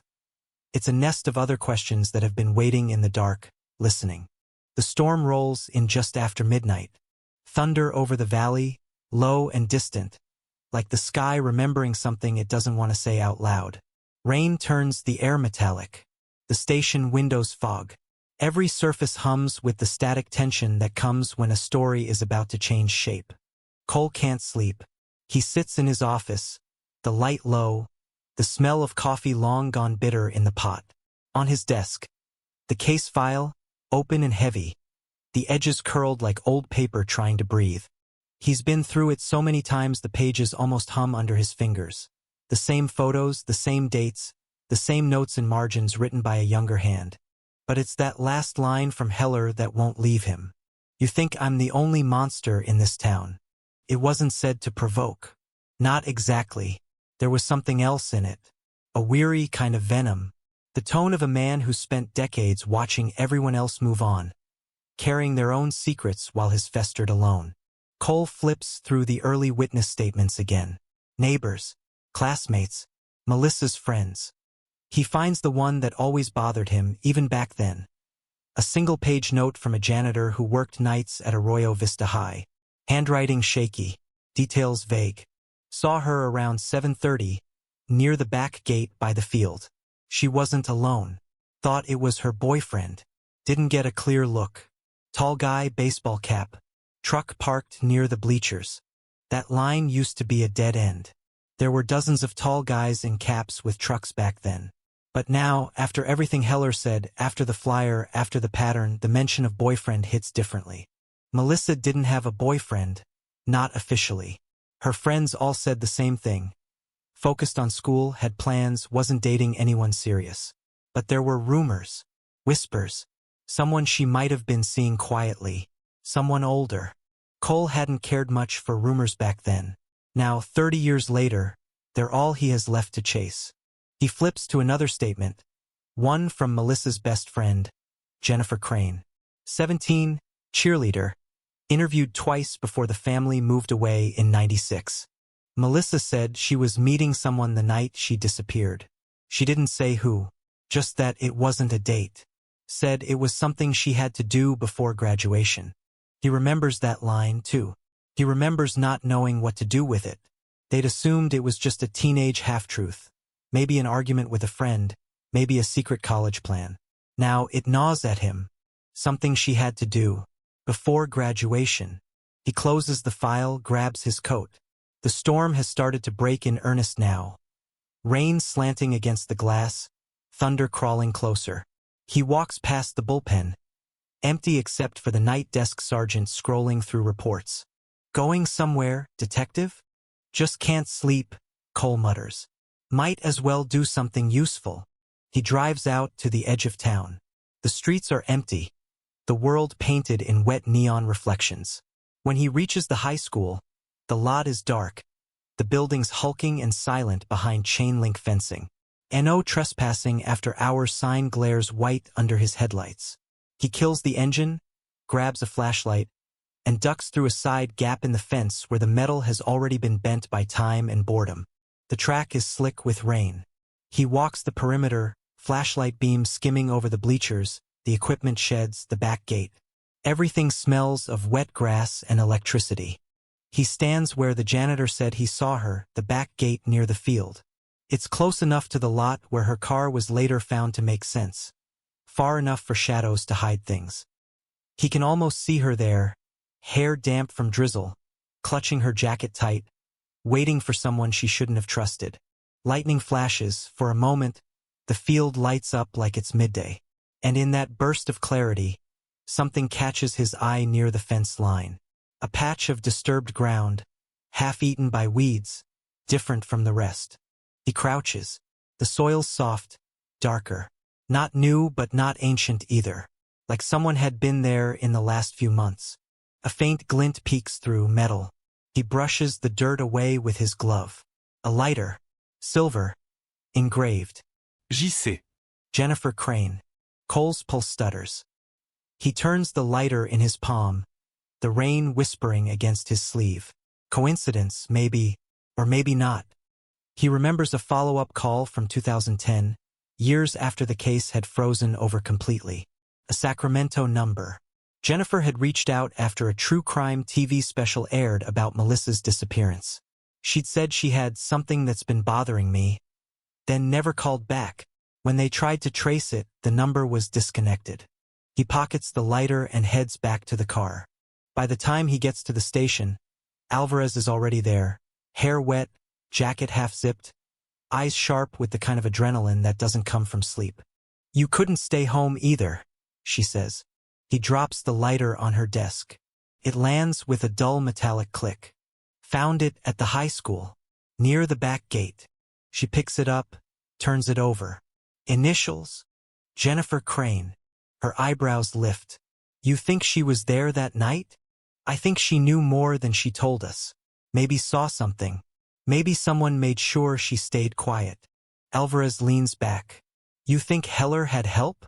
"I think he had opportunity," Cole says. "But I also think this town had blind spots. Maybe someone else used the same night, the same chaos, to do something of their own. And maybe they let Heller carry it alone." Before she can answer, a uniform pokes his head into the office. "Detectives, you're going to want to see this." They follow him down the hall to the evidence lab. The technician at the counter looks pale, fingers drumming against a printout. "We processed the bracelet again," he says. "Standard DNA came back as expected, Hart's, Heller's. But we ran a newer touch sample sensitivity test on some of the inner links. And," Alvarez prompts. He turns the page toward them. "We got a third profile, partial, but distinct." Cole feels the shift in the air, that electric, impossible feeling that happens only once in a case, when you think the puzzle's finished and then realize there's another layer underneath. "Whose?" he asks. "We don't have a match yet," the tech says. "No hit in Cody's. But it's female." The silence that follows feels heavy, inevitable. Alvarez looks at the bracelet again, at the faint scratches, the tarnished metal. "You think Jennifer handled it?" "Maybe," Cole says. "Maybe she found it before we did. Maybe Melissa gave it to her that night. Maybe it was hers to begin with. Or maybe—" He stops. The thought arrives like a flashbulb. Bright, blinding. Maybe someone else was with Melissa before Heller ever got there. It rearranges everything. The timeline they've built, the confession, the cause of death. All of it assumes Heller was the only one who touched her that night.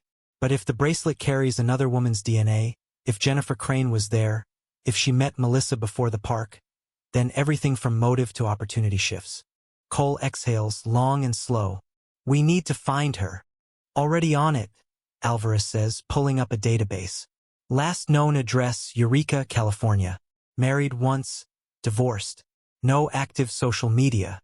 She runs some kind of small business out of her home. Candles, oils, holistic therapy stuff. Call local PD, Cole says. Have them make contact.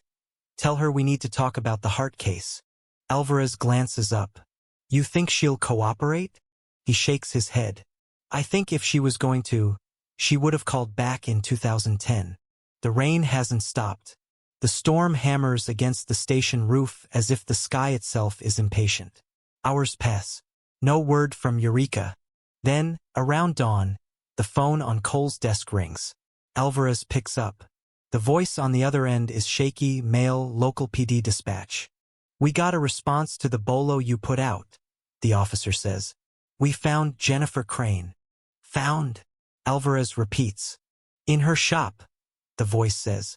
Looks like she's been dead for a day or two. Possible overdose. We're not ruling anything out. The line goes quiet except for the hum of rain. Cole closes his eyes. The room feels suddenly smaller, the storm louder. Another 30-year ghost, dragged into the light only to vanish again. He drives up that morning. The candle shop sits on the edge of Eureka's old district, wedged between a florist and a tattoo parlor. Police tape flutters in the wind, rain streaking down the glass. Inside, shelves of jars and oils line the walls, the air thick with the lingering scent of lavender and something sweeter underneath. Something that masks decay but doesn't erase it. The coroner's already gone. The scene techs are finishing up. Alvarez moves carefully between the aisles, camera flashing. No sign of forced entry. No note. Empty pill bottle on the counter. But on the back table, under a neat stack of invoices, something catches Cole's eye. A brown envelope, unsealed. Inside, a single photograph. Melissa Hart, smiling, standing beside Jennifer Crane. The photo's old, Polaroid style, edges yellowed. In the background, the Arroyo Vista High bleachers, the same spot where Melissa was last seen. On the back of the photo, in faint pen, I never told you everything. Cole stares at the words. The handwriting trembles slightly, as if written by someone whose hands wouldn't stop shaking. Alvarez reads over his shoulder. So she was there. Yeah, Cole says quietly. She was there. He slips the photo into an evidence sleeve. Outside, thunder rolls again, deeper this time. 30 years ago, one girl disappeared, and a town buried the truth with her. Now, another woman has just joined her silence. And somewhere in between, a story no one's told yet is still waiting. Under the noise, under the rain, under all the things people said they forgot. Cole looks at the photograph again, at the two girls frozen forever in a moment that used to mean nothing. Now it feels like a map. And every map leads somewhere that someone didn't want found. Maps don't just show you where to go. They show you where someone wanted you to look. The photograph from the envelope sits on the motel nightstand like a tiny, glowing portal. Two girls frozen in permanent summer. Melissa and Jennifer, shoulders touching, bleachers behind them. Sun in their hair, no hint of the storm rolling toward them. The handwritten line on the back feels like a whisper pressed into paper. I never told you everything. Cole doesn't sleep. The motel walls are thin, the hum of the highway bleeding in. But it's the noise in his head that keeps him awake. 30 years of chasing one story, and now a second one is bleeding through the edges. Melissa's killer is sitting in an interrogation room back in Arroyo Vista, chained to a table. But Jennifer's dead in Eureka, pills by her hand, secrets in her handwriting, and somewhere in between the two of them is a shadow that doesn't fit neatly in a file. Morning comes gray and wet. The rains ease to a drizzle. The streets washed clean in that temporary, lying way rain has. Alvarez meets him outside the candle shop, coffee in one hand, a thin folder in the other. Coroner's prelim, she says, passing it over. They're leaning toward overdose. High levels of benzos and alcohol. No obvious signs of struggle, no ligature marks, no blunt force trauma.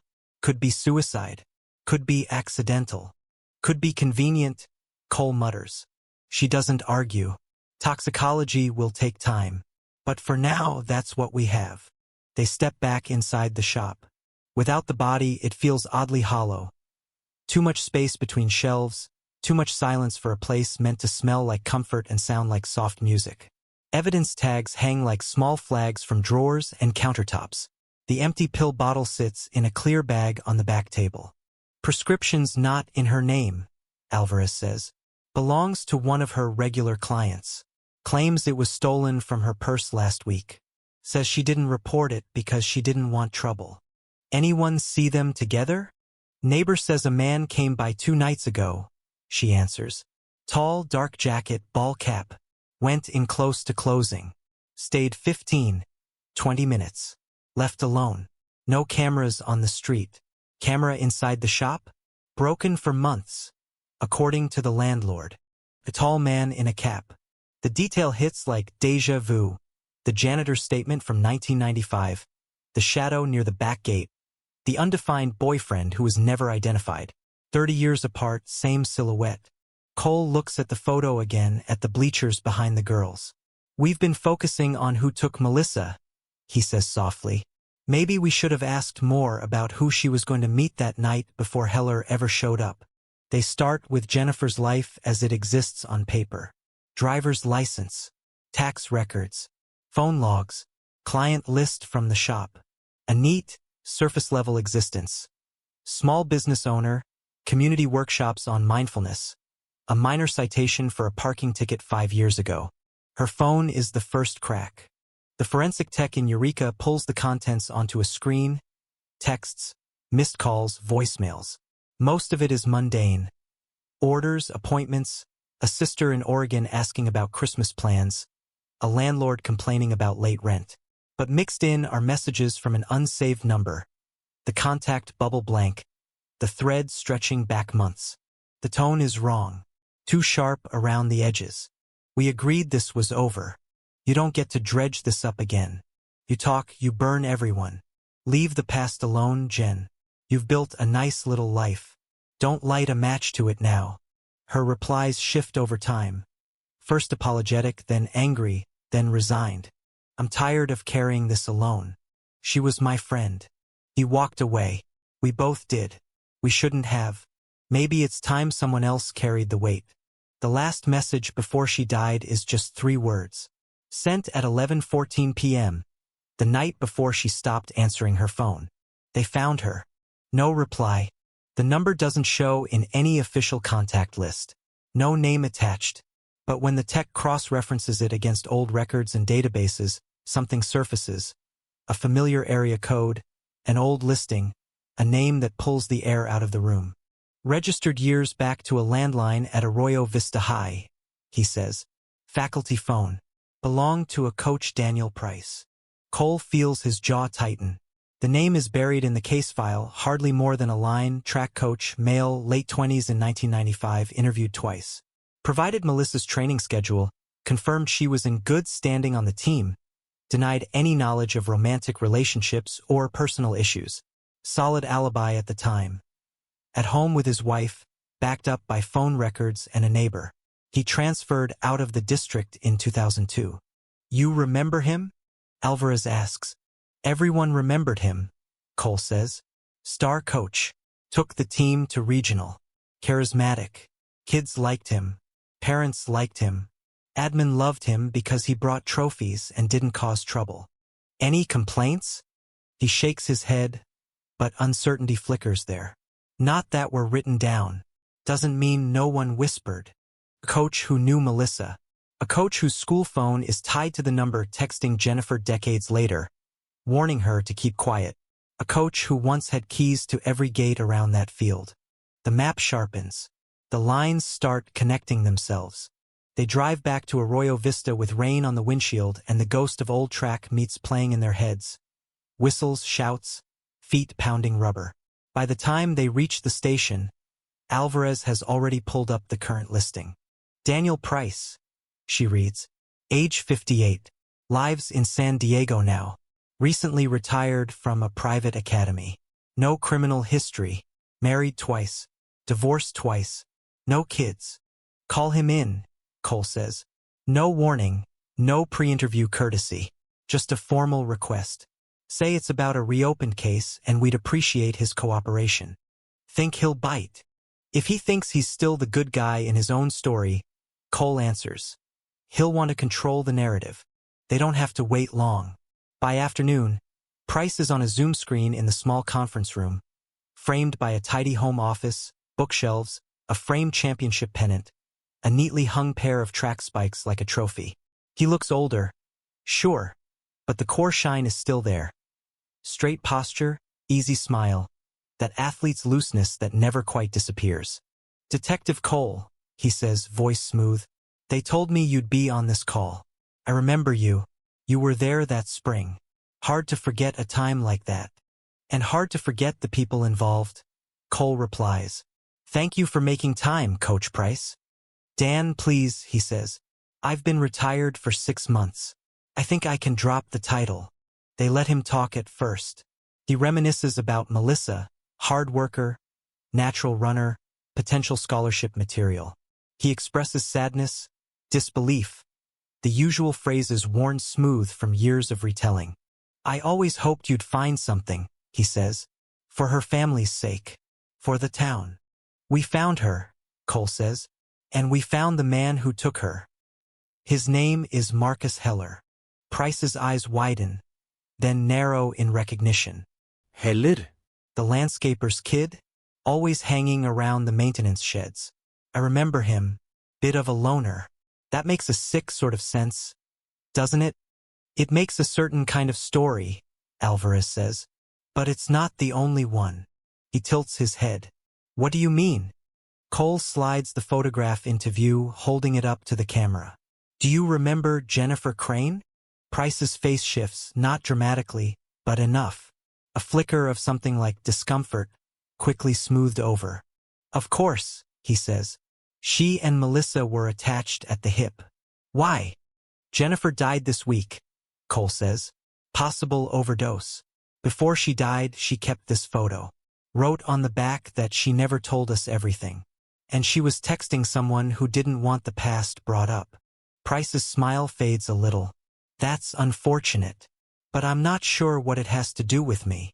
Alvarez doesn't blink. The number she was texting used to be assigned to your faculty phone at Arroyo Vista High. Silence. Not long. Just long enough. Phones change hands all the time, Price says. The district reuses numbers. You know how it is. We checked, Alvarez replies. It wasn't reassigned until years after you left.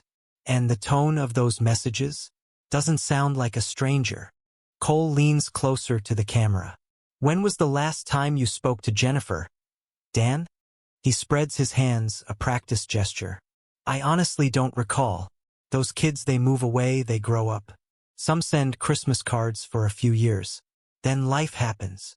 Life happened pretty hard to her this week, Cole says. She reached out in 2010 about the case. Said she had something that bothered her. Then she vanished.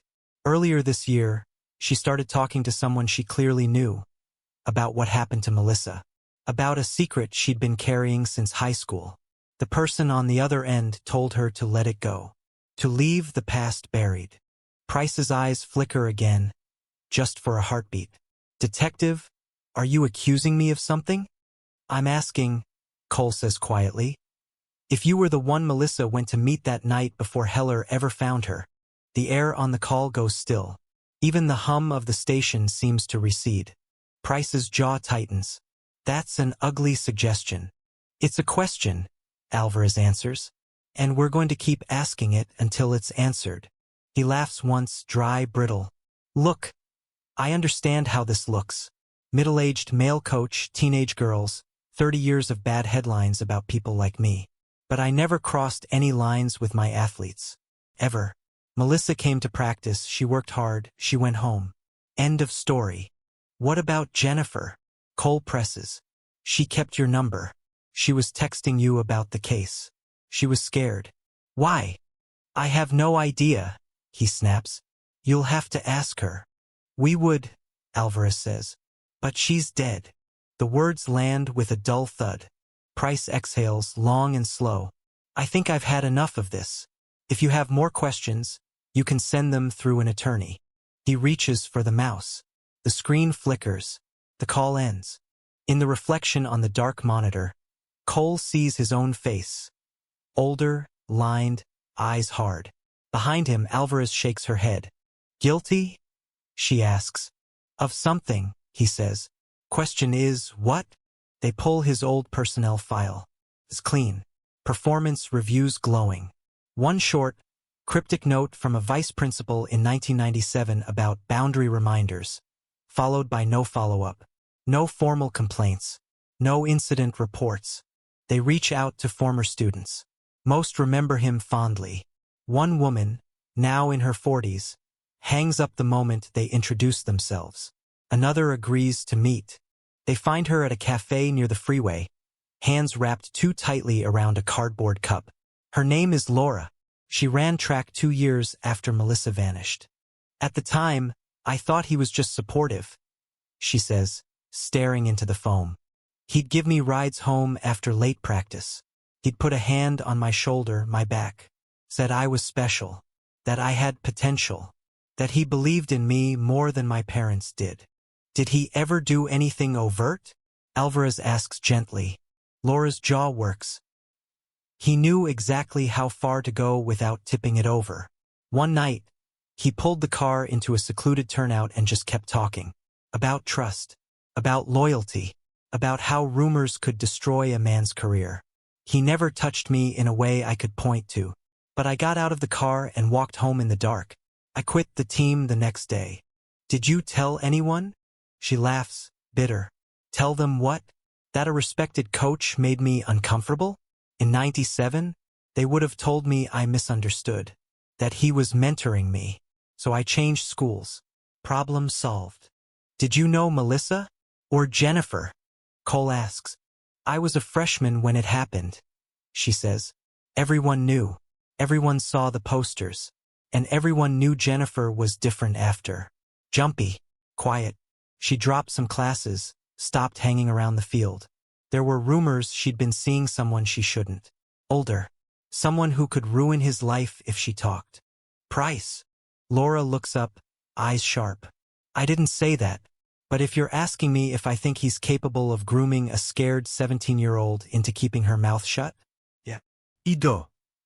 The rain has stopped by the time they leave the cafe, but the air still feels heavy, thick with things unsaid. Back at the station, they run the new threads alongside the old. Heller's confession, the burial site, the DNA, the bracelet with a third profile that looks more and more like Jennifer's. The messages to a coach who wants the past to stay where it is. On the board, the story splits like a river.